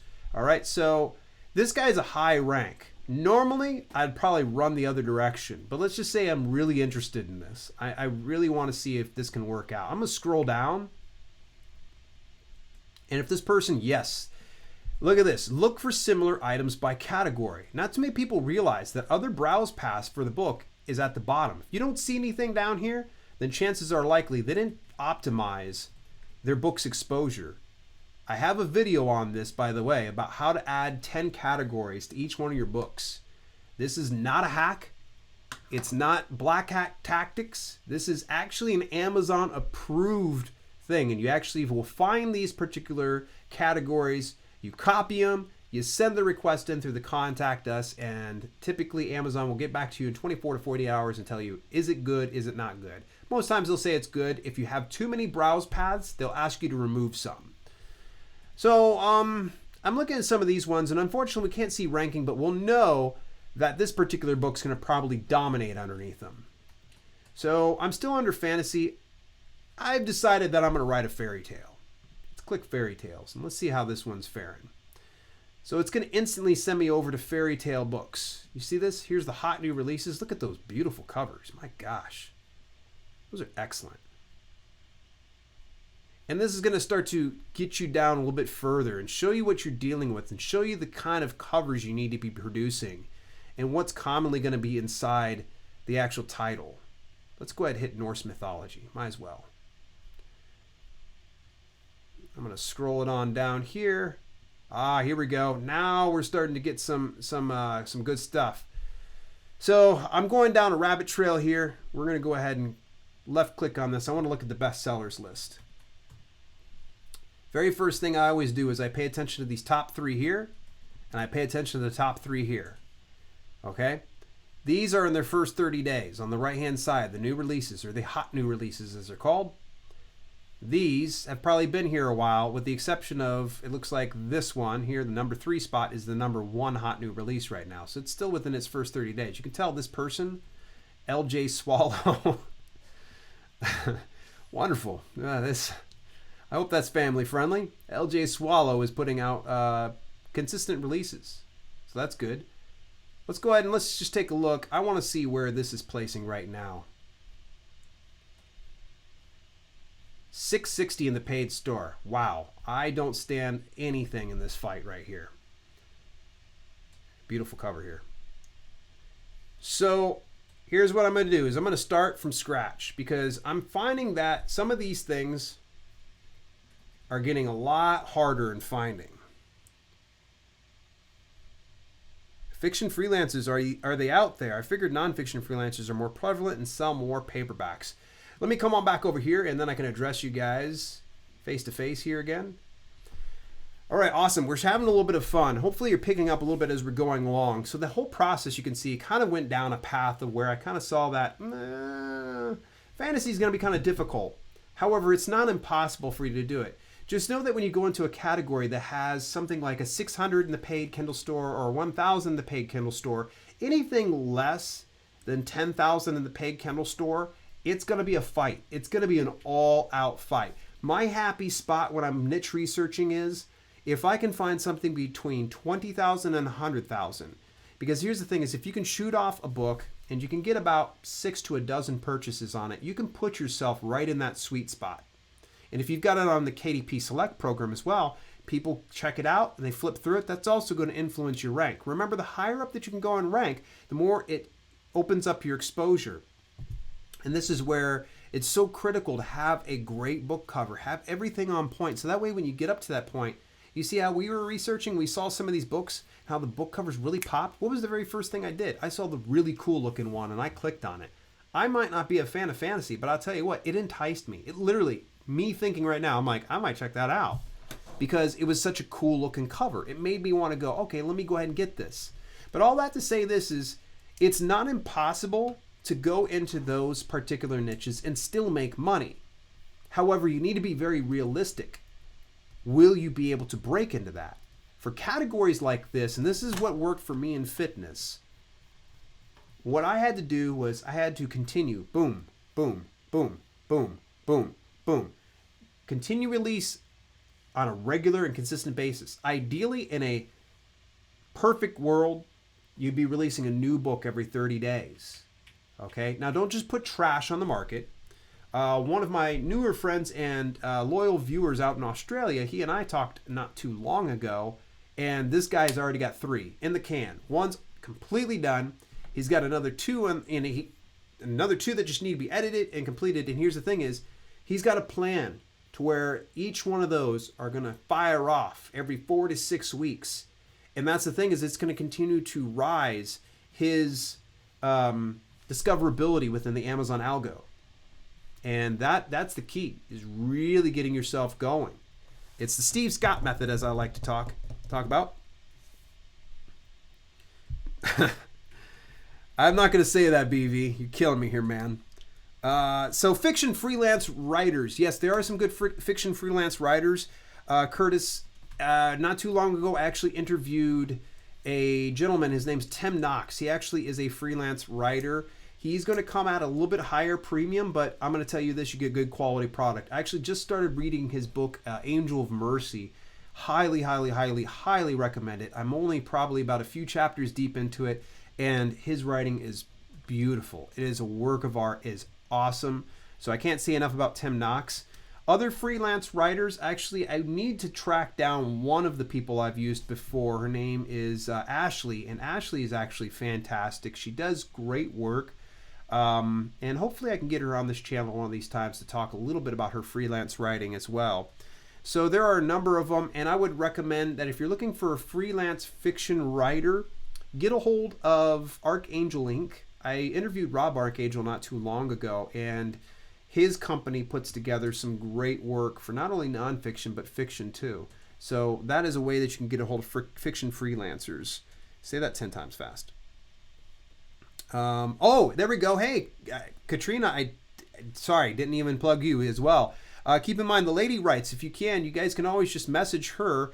And Katrina, if you could just drop your email, just kind of have it separated out so that way YouTube doesn't try to throttle you or anything else like that. But, you know, reach out to her or even get a hold of her on her website, which we had shared earlier in the broadcast. If I missed anybody's comments, you know, my apologies. Sometimes when I start to get into doing the screen share, I don't see any of this stuff unless I'm looking down here. I see a lot of job postings for fiction writers on Upwork. When you do more than one book, how narrow keyword is each book topic? That's a great question, and it's really kind of tough to say because there's so many variables. What I try to do first of all is I set up shop on something that's a proven commodity, meaning that, let's say for instance, I wanted to go with this fantasy and paranormal niche. I'm going to go ahead and I'm going to set up shop there. I'm going to test it on one book. All right, I'm going to test it out. Now this testing could cost anywhere from $250 to $1,000 for a good quality book. And that includes, it being pretty short, great editing, good proofreading, an excellent cover. I mean, a professional one done by a professional. As a minimum, $250 to $1,000. And I'm probably undershooting. If you were to really, really, really get a good quality book, you probably would want to invest anywhere in the neighborhood of about $1,000 to $2,000 these days. It's not as easy as it once was. If you're trying to find writers that are selling their services for cents on the dollar, you're going to get cents on the dollar type work, and just be prepared for that. However, there are exceptions to the rules. I was just talking to a gentleman not too long ago, and he invested $60 on a book and was able to turn around nearly $20,000 in profit within its first year. So, it's going to vary from one thing to the next, but I make sure that I have a proven commodity, and then I start to build upon that specific commodity. So it's not so much that I try to keep going out and pumping out, shotgunning, spray and praying, if you will, on different niches and different keywords. I try to focus one area, and I really set root in it. I mean, you guys can see already with 42 books in the fitness industry. And some of them aren't doing so well because I haven't paid as much attention to you. I won't lie to you. That's my own fault. I haven't done as much ads or as much engagement with my audience as I could because I'm here with you guys. You just want to set up shop on something and find a niche that you can really build a series off of, something that you can continue to go back to the well, or be prepared to take that one book and promote the heck out of it. It's going to be a little tougher, though, if you're hiring a freelance writer and doing like a pen name of sorts. But if you're doing it for yourself, though, it's going to be a lot easier because then you can get a hold of YouTube channels, you can get a hold of podcasts, you can get a hold of blogs. You can really get out there and start to get in the face of everybody. Only have one book and really make it successful. There are many people that do that out there. For instance, it will actually be tomorrow. Tomorrow, I interview Paul Rega. He is an Amazon top 100 best-selling author. Now, it's not that he did it just once and he was there for 5 minutes. No. Paul's been there multiple times and is a super successful author. And he has really established himself in that field, in his nonfiction field, as well as biographies and memoirs, which, by the way, he'll talk about that. Don't miss out on this interview. Paul gave so much information, I learned some. I had to sit down and actually do some notes and write down some of the things that he shared within the broadcast. Mind-blowing. If you want to get yourself into the Amazon Top 100 list, you need to pay attention to tomorrow's interview with Paul Rega. Paul is going to give you a little bit more of an understanding of what he's done, to where he's done not so much volume, but he's done more quality publications that he continues to go out and promote. And it's amazing. Wait till you see his covers. Highly recommend you get the chance. Go to Amazon, look up the name Paul Rega. That's spelled R-E-G-A. Paul's just an exemplary guy, an excellent author, by the way. An excellent author. Let's see here. Paperback. I've heard that paperback is important for sales, though. Fiction readers tend to not buy paperbacks. Anthony, thank you. Thank you very much. I just saw the super chat there. I appreciate that. Thank you for those of you that contribute to this channel. I promise you all the funds are going to go back into upgrading this channel and getting higher quality stuff. So thank you very much. Let's see here. But paperbacks. I'm gonna say something that you're probably not going to expect here, Curtis, is paperback still does sell. Regardless of the niche that you're in, nonfiction or fiction. The problem is a lot of people, unfortunately, when they pump out fiction for just strictly Kindle and they try out paperback, they discover it doesn't go as well. Here's the problem is marketing is way different for Kindle than what it is for paperback. And we can't just pump out paperbacks and expect for it to do as well as Kindle if we don't market it in a different way. And more importantly, informing your audience that that is available. And here's something I haven't done a video on before is the Kindle Matchbook program. Highly, highly, highly recommend. If you do have a Kindle and paperback version up on Amazon, take advantage of the Kindle Matchbook program and inform your audience about it. So for instance, if somebody purchases one of my paperback books, I have it free. The Kindle version is free because it's considerably more expensive to buy my paperback. I profit a bit more. And the nice thing is they get the Kindle version for free. So with that being said, that's just one of the ways that you can kind of do it. Doing ads is going to be a little more problematic on Amazon. For paperback, you're going to need an Amazon Vendor Express account, Amazon Advantage. You got to have some kind of vendor access to doing ads that way. And unfortunately, Kindle AMS does not do paperback yet. They've assured me they're looking into the option, and eventually we will see paperback as an option that we can be able to do that. But for right now, I'll just say that paperback, give it a second look. It pulls in 70% of all global revenue in publications. So it is possible. And a great majority, even in paperback, the top sellers, if you go over and look at them, it's fiction. Fiction dominates nonfiction in the top 100 books. Dominates. I mean, we're talking nearly, and I'm just going to throw a number out here. This is anecdotal here, folks. 99 out of 100 of the top 100 books are fiction. Now, that might be an exaggeration. My apologies. I'll have to look that up. That'll be interesting to find out. Great advice. Thank you very much.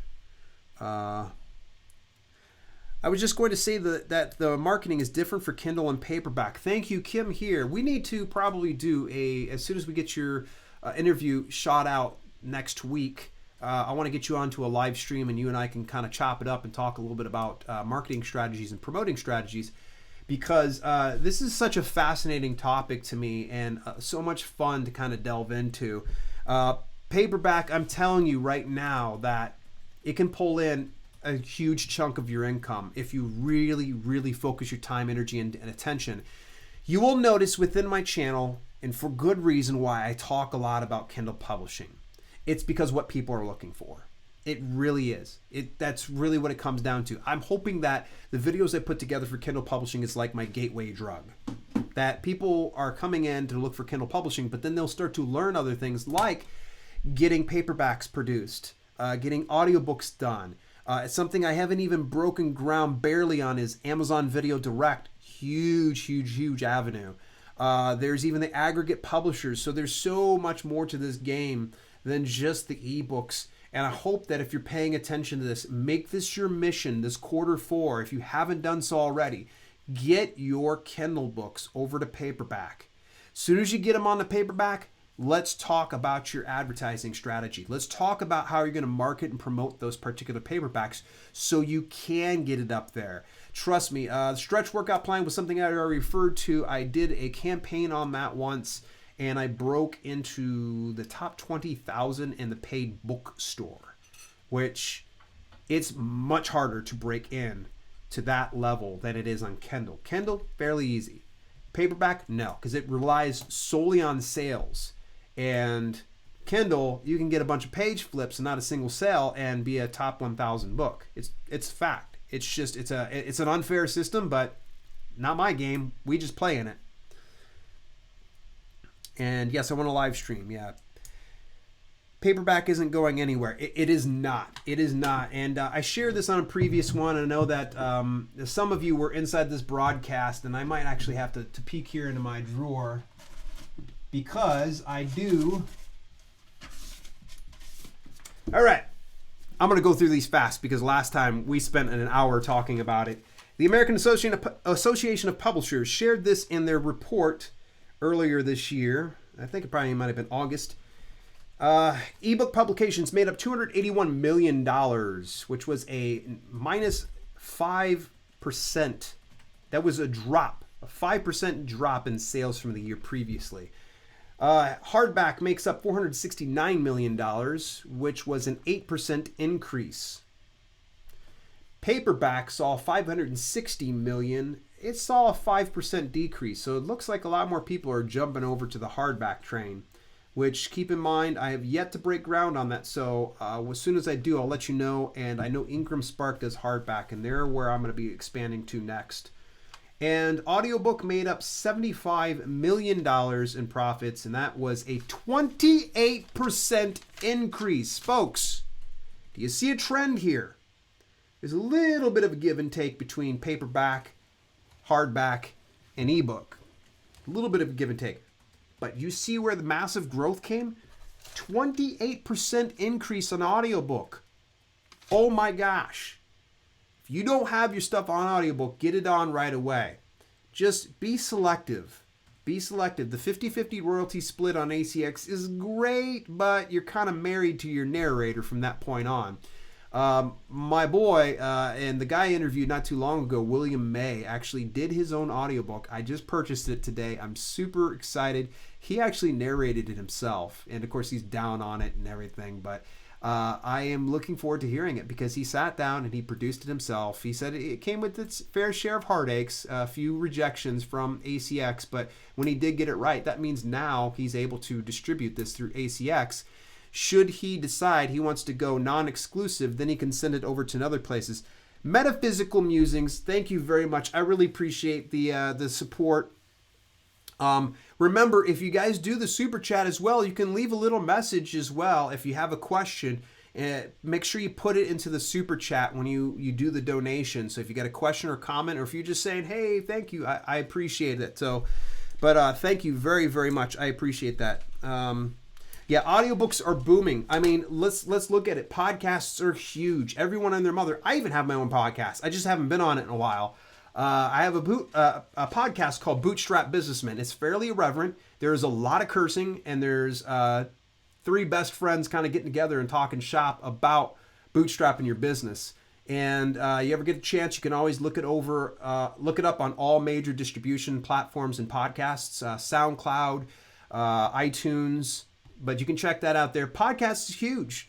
And I'm telling you that is indicating a greater symptom of what the market is looking for. And that is they want to hear things. So here's a fun little hack. All right. Those of you that work out at the gym or do some kind of activity, I highly recommend that you try out audiobooks when you work out next time. That's right. Shut off your music. Listen to audiobooks, and I will listen to audiobooks in 2x, and I will cover a lot of ground. I'm listening to quite a bit of books these days. I just got done with Tony Robbins' Total Money Makeover, or no, that's the other guy. Either way, though, I'm going to look down here. By the way, if I miss your questions, please don't be afraid to restate it for me here. And if you want to really, really get my attention, obviously, state any kind of questions you have within the super chat. Any small amount of donations is greatly appreciated. So, how do I find out how well a niche is doing on ACX? Ooh, that's a good question. So ACX obviously is the distribution platform. It's a little bit harder, but what you're going to have to do, let's go ahead and we're going to hit browser source. Oop, wrong one. Sorry, shut off chat here, folks. Display capture. There we go. Come on, Dale, get with the program. All right, so you're going to go into the drop down in the Amazon, which, by the way, the research is going to be completely different for iTunes. Obviously, you're going to want to do iTunes separately since ACX distributes to them. But when it comes here, what I'll typically do is I'll go up to, come on, where is it, Dale? I know I can find audiobooks. I don't know why I'm not finding it. You can tell that I don't do this too often. All right, let's go to Amazon.com.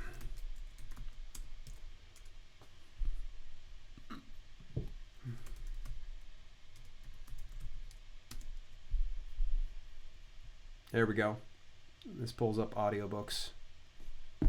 Everybody's favorite person. Here we go. Audiobook. All right. So typically you could be able to search it up. I don't know why it is. I could swear audiobook was a selection on the drop down. And please feel free to call me out on something. Obviously you can tell that I'm not the best at looking up audiobooks. So hence why I haven't drawn that much money on it. But same process is going to go through here. Is you're going to look at some of these browse paths the same way that you would anywhere else. I think that you found my Achilles heel, but this is somewhere I plan on aggressively expanding. Is on audiobook. So excellent question. Anybody that has a little bit of experience in audiobook, please leave it inside the chat. We definitely would love to know. My wife looks like she's on standby. Are you just watching me down there? I'm done working. I'm just stretching out my back. She's stretching out her back. Hanging out with my friends. Is the Kindle publishing business profitable to work? How much time would it take before profits come? It's gonna greatly vary from one thing to the next. You know what? Why don't I defer to my wife here?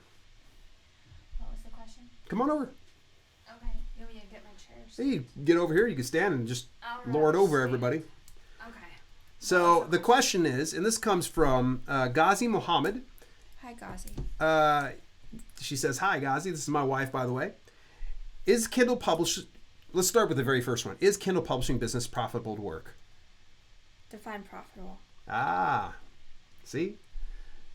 Define profitable. That's going to be a huge thing, is know exactly what your idea of profitable is. And here's the thing, is I always tell people goal setting is very important. Goal setting is essentially like throwing darts at a board and you know exactly where the bullseye is at.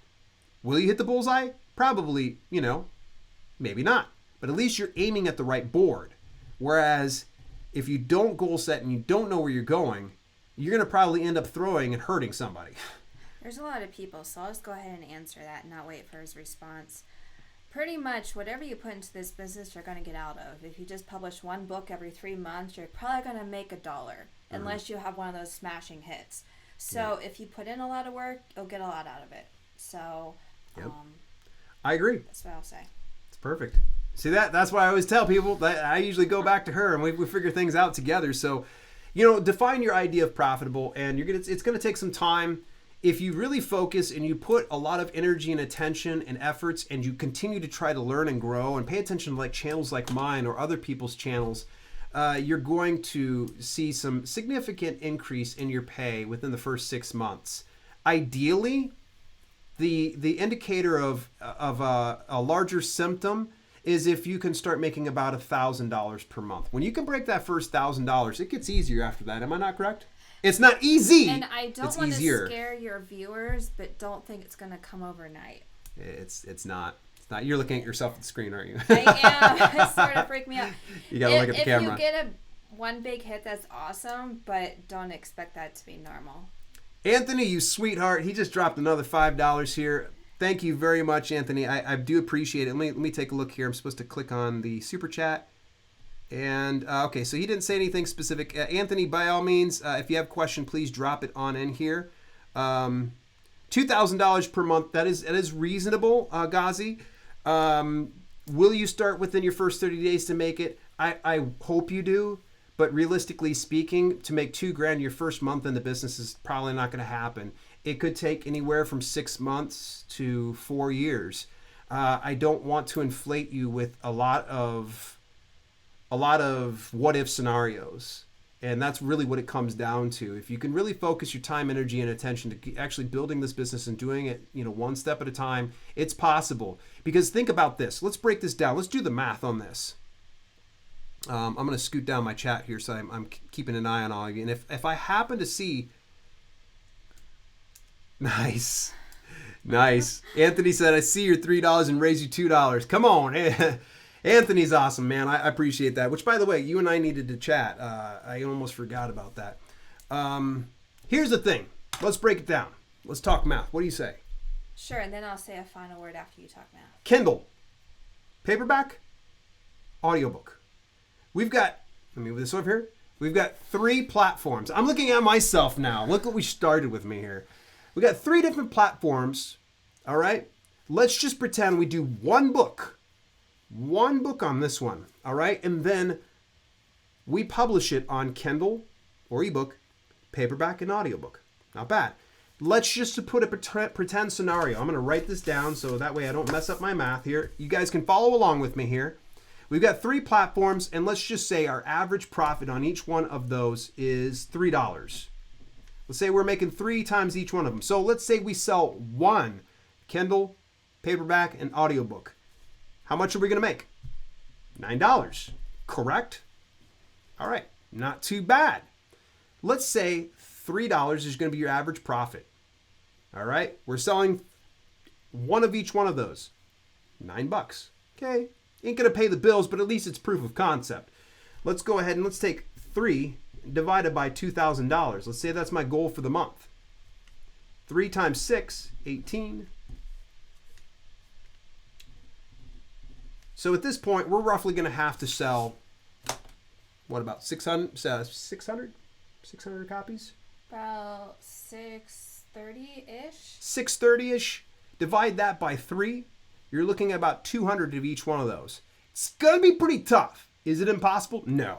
In fact, you guys will hear Paul talk about this in tomorrow's interview. Plug. Paul talks about where he was actually getting upwards on his free promotion day of 20,000 to 40,000 downloads per day. And also getting it to where he was having 10 to 20,000 purchases per day. So, and by the way, I'll have screen captures to share with you guys what he was doing, because he showed it, and there's no doctoring this, and I don't think he's too tech savvy. I don't think he actually would be able to even do Photoshop to even fake this stuff. So you can see, Ghazi, what I would say is figure out small incremental steps to get yourself to there. If you think to yourself, okay, if I publish 10 books, think about what you can do with those 10 books. You got it over 3 different platforms. Multiply that by 30. You see how much more possible it is? So I was also just going to add, find something you like, because this business can get pretty crappy if you don't like doing it.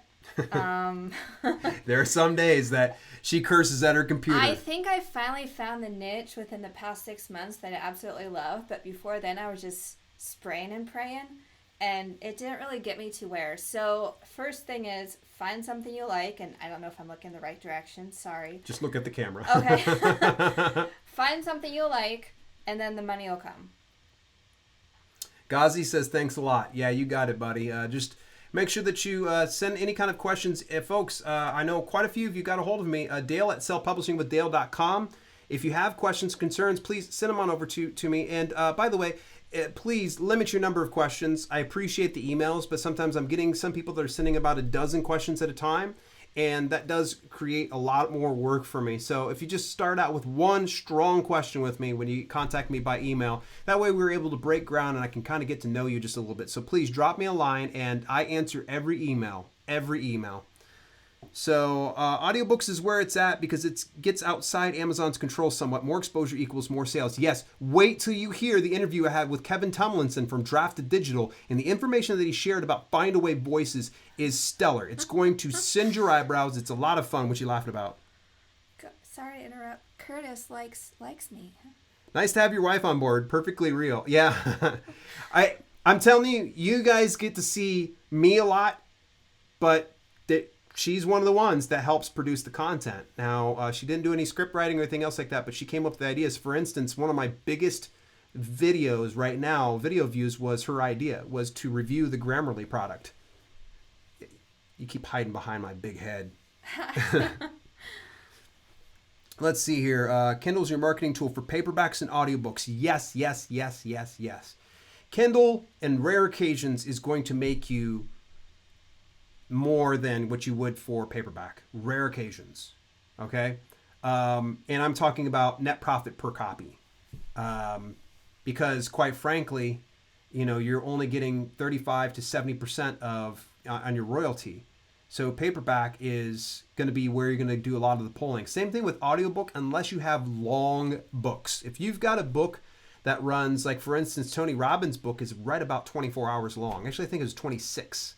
So that's actually one of the times that's really not even just a marketing tool. That will pull a big amount of the weight. That book was not cheap by any means. How many pages? How many pages and how many words? It really varies per niche.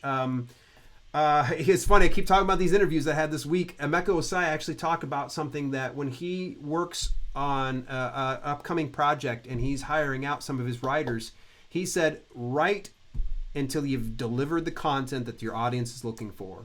Okay, you can look at other people within the niche and see exactly how many pages they're doing. That's where you're going to want to model yourself, is right around that area. But in the same instance, if you can be able to deliver the content people are looking for within 10 pages, do it 10 pages. If you can do it within 200 pages, 200 pages. For me in the fitness industry, I try to focus on what exactly I'm trying to deliver. So I don't typically try to do a 400-page book. People come to my books for the workouts. They don't come for sitting down and reading. They want to read the information and get to work. So most of my books are going to range anywhere from about 10,000 to 20,000 words. There's an exception to the rule. And that was my first book, which is 44,000 words. It was too long. It was way too long. Feel free to look it up. It's terrible. I love it. BV's trying to do Twitch things here on here. Uptime. Hour and 50 minutes. Yes, we are hour and 50 minutes deep. So, did I find something I like within a popular niche or brand new niche? Is that a question for did me? you find something you like within a popular niche or brand new niche? I'm thinking S is probably talking to you.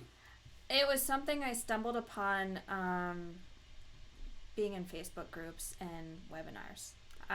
Networking then. Networking. And there's a fine line in Facebook groups. You want to, network as much as possible, read as much as possible, but not let it consume your day. Yeah, so I agree with her. Just be open and learn as much as you can, and you'll find something. Instances like this, and this is what I hope that when I do these live streams, it's not just for me to sit here and bloviate and go, oh, I'm an expert. I'm not some guru. I'm not some, crazy over-the-top type person. I'm just like you guys at this point. So this is my hope as some of these live streams is you connect with other viewers within this chat. And feel free to try to track each other down through YouTube because there actually is a messaging feature. And now, new to YouTube is you can actually add friends. I don't know if they call them connections, I think it is. And try to connect with each other and try to network with each other because you might learn something. I've learned so much from all the different people, from the Emekas to the Pauls to the, Jason Brocks. Just be ready and willing and able to go out and network. And of course, if you find that you don't find that social connection, there are also local meetups you can look into. Is go to your local library and find out if there's writers groups that you can do to get together. And even if you are outsourcing writers, sit down with writers and figure out their process and tell them exactly what you're doing. Because as a writer, I can respect people that actually hire out freelance writers. There are some purists out there that don't appreciate ghostwriting, and that's okay. We'll leave that one as it is.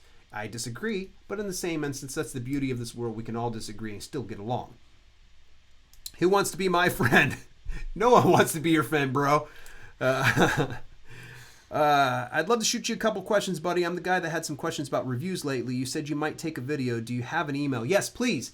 Once again, Dale@selfpublishingwithdale.com. That's my email. Please drop it on in there. I do my best to answer everybody in a timely fashion. If you don't hear from me within 24 hours, I'll try to get back to you as soon as possible. I'm going to be out of the office this next week, Tuesday through Saturday. So if you don't hear from me right away, please forgive me. I've got my hands full.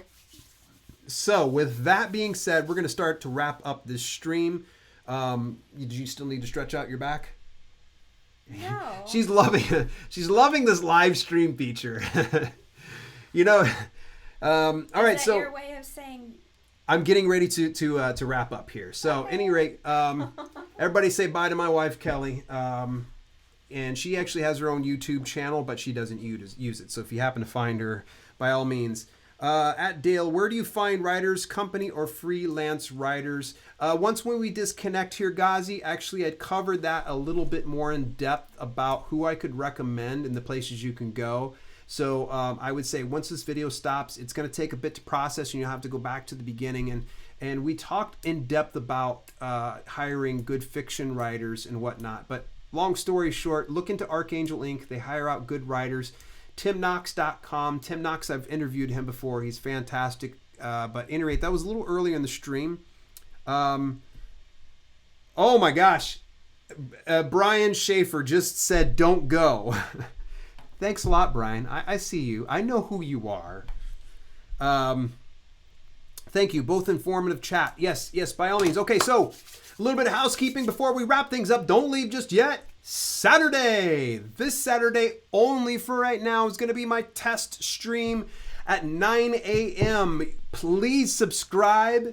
Turn your notifications on so you get notified about exactly when I go live. It'll be 9 a.m. and a part of this test stream is going to be special guest Emeka Osai. Emeka's got his own YouTube channel. You're going to want to check this one out because when the two of us get together, we're going to be riffing off of each other and talking about different things in our business because he looks at it from a perspective of a person who hires outwriters. I look at it a perspective of actually writing it. Anthony, you're killing me, man. Thank you. I appreciate that. Yes, bring your coffee. Yes, I will have probably my cup set up, and at one point or another, I might have to freshen it up while we're doing it. And with the way that things work between Emeka and I can guarantee you we're going to put in at least 2 hours of content because when we start talking, you better get your pens and your paper ready because Emeka and I are going to be bringing some. So the only thing that I'm going to say is please bear with us. It will be the first simulcast because it will be broadcasted on Emeka's channel. It'll be broadcasted on mine. So you're going to see the same 2 headshots on each of the channels. You're going to see this particular format here in this channel only. And if you can though, so either subscribe to Emeka or you can subscribe to me, turn your notifications on. Don't miss it this Saturday. And then possibly, however this goes, we're going to be doing every Saturday at 9 a.m. thereafter. Next Thursday is an audible. We're going to be calling an audible, not like the books. I'm talking about like an audible, like in football player, calling it on the fly. We are going to be doing a live stream sometime Thursday.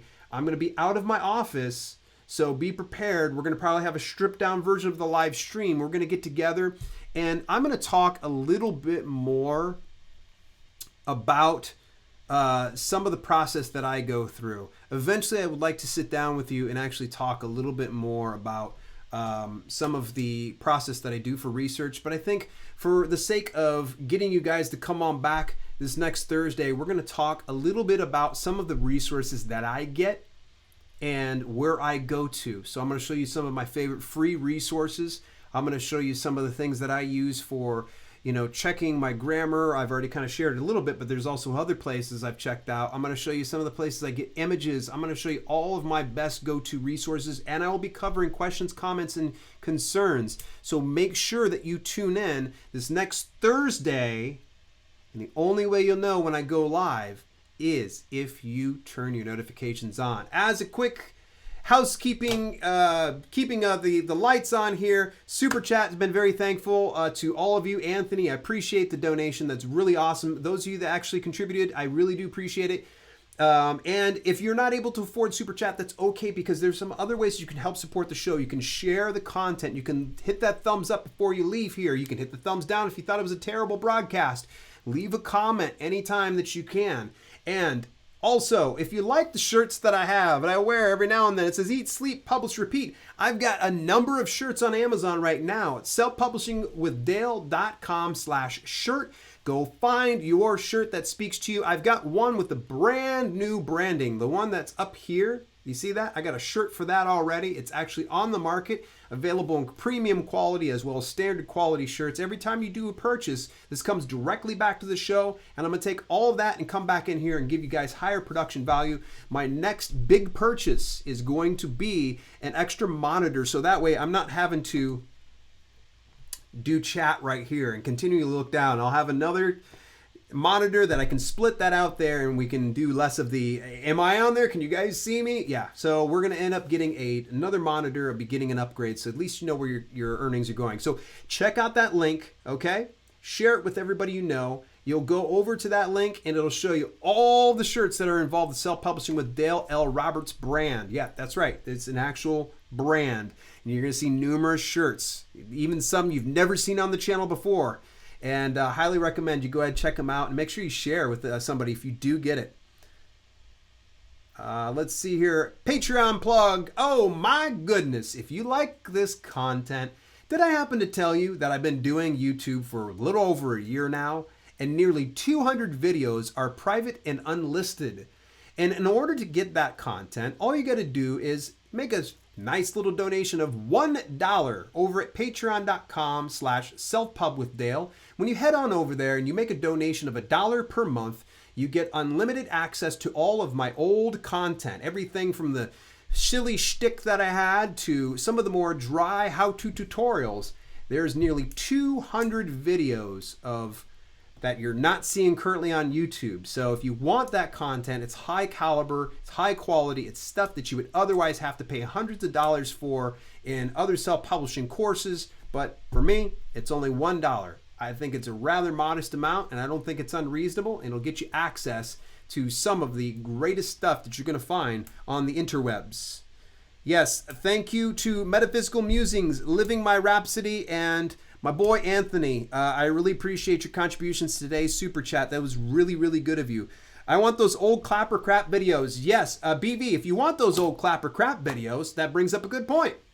All the old clapper crap videos, you can get those through the patreon.com/selfpubwithdale. When you make a $1 donation every month, you'll be able to get that access. Anybody that gets that right now, keep in mind I'm ironing out the process. If for some reason you don't get instant access, bear with me. There's no patrons right now, so I'm hoping that we change that by the end of this live stream. All righty. Any last words? Trust me, $1 is worth the clapper crap videos alone. Yeah, they're pretty wacky. Which, by the way, I won't be doing those videos anymore, and if I do, they'll be exclusively on Patreon. Alrighty. That's going to be it for today. Remember, if you like this video, click the thumbs up or the thumbs down. I appreciate any comments, and I appreciate your time, energy, and attention that you pour into this channel with me. And remember, if you like this video, share it with at least one other person into DIY publishing too. Till later, it's been Self-Publishing with Dale, and I'll see you soon.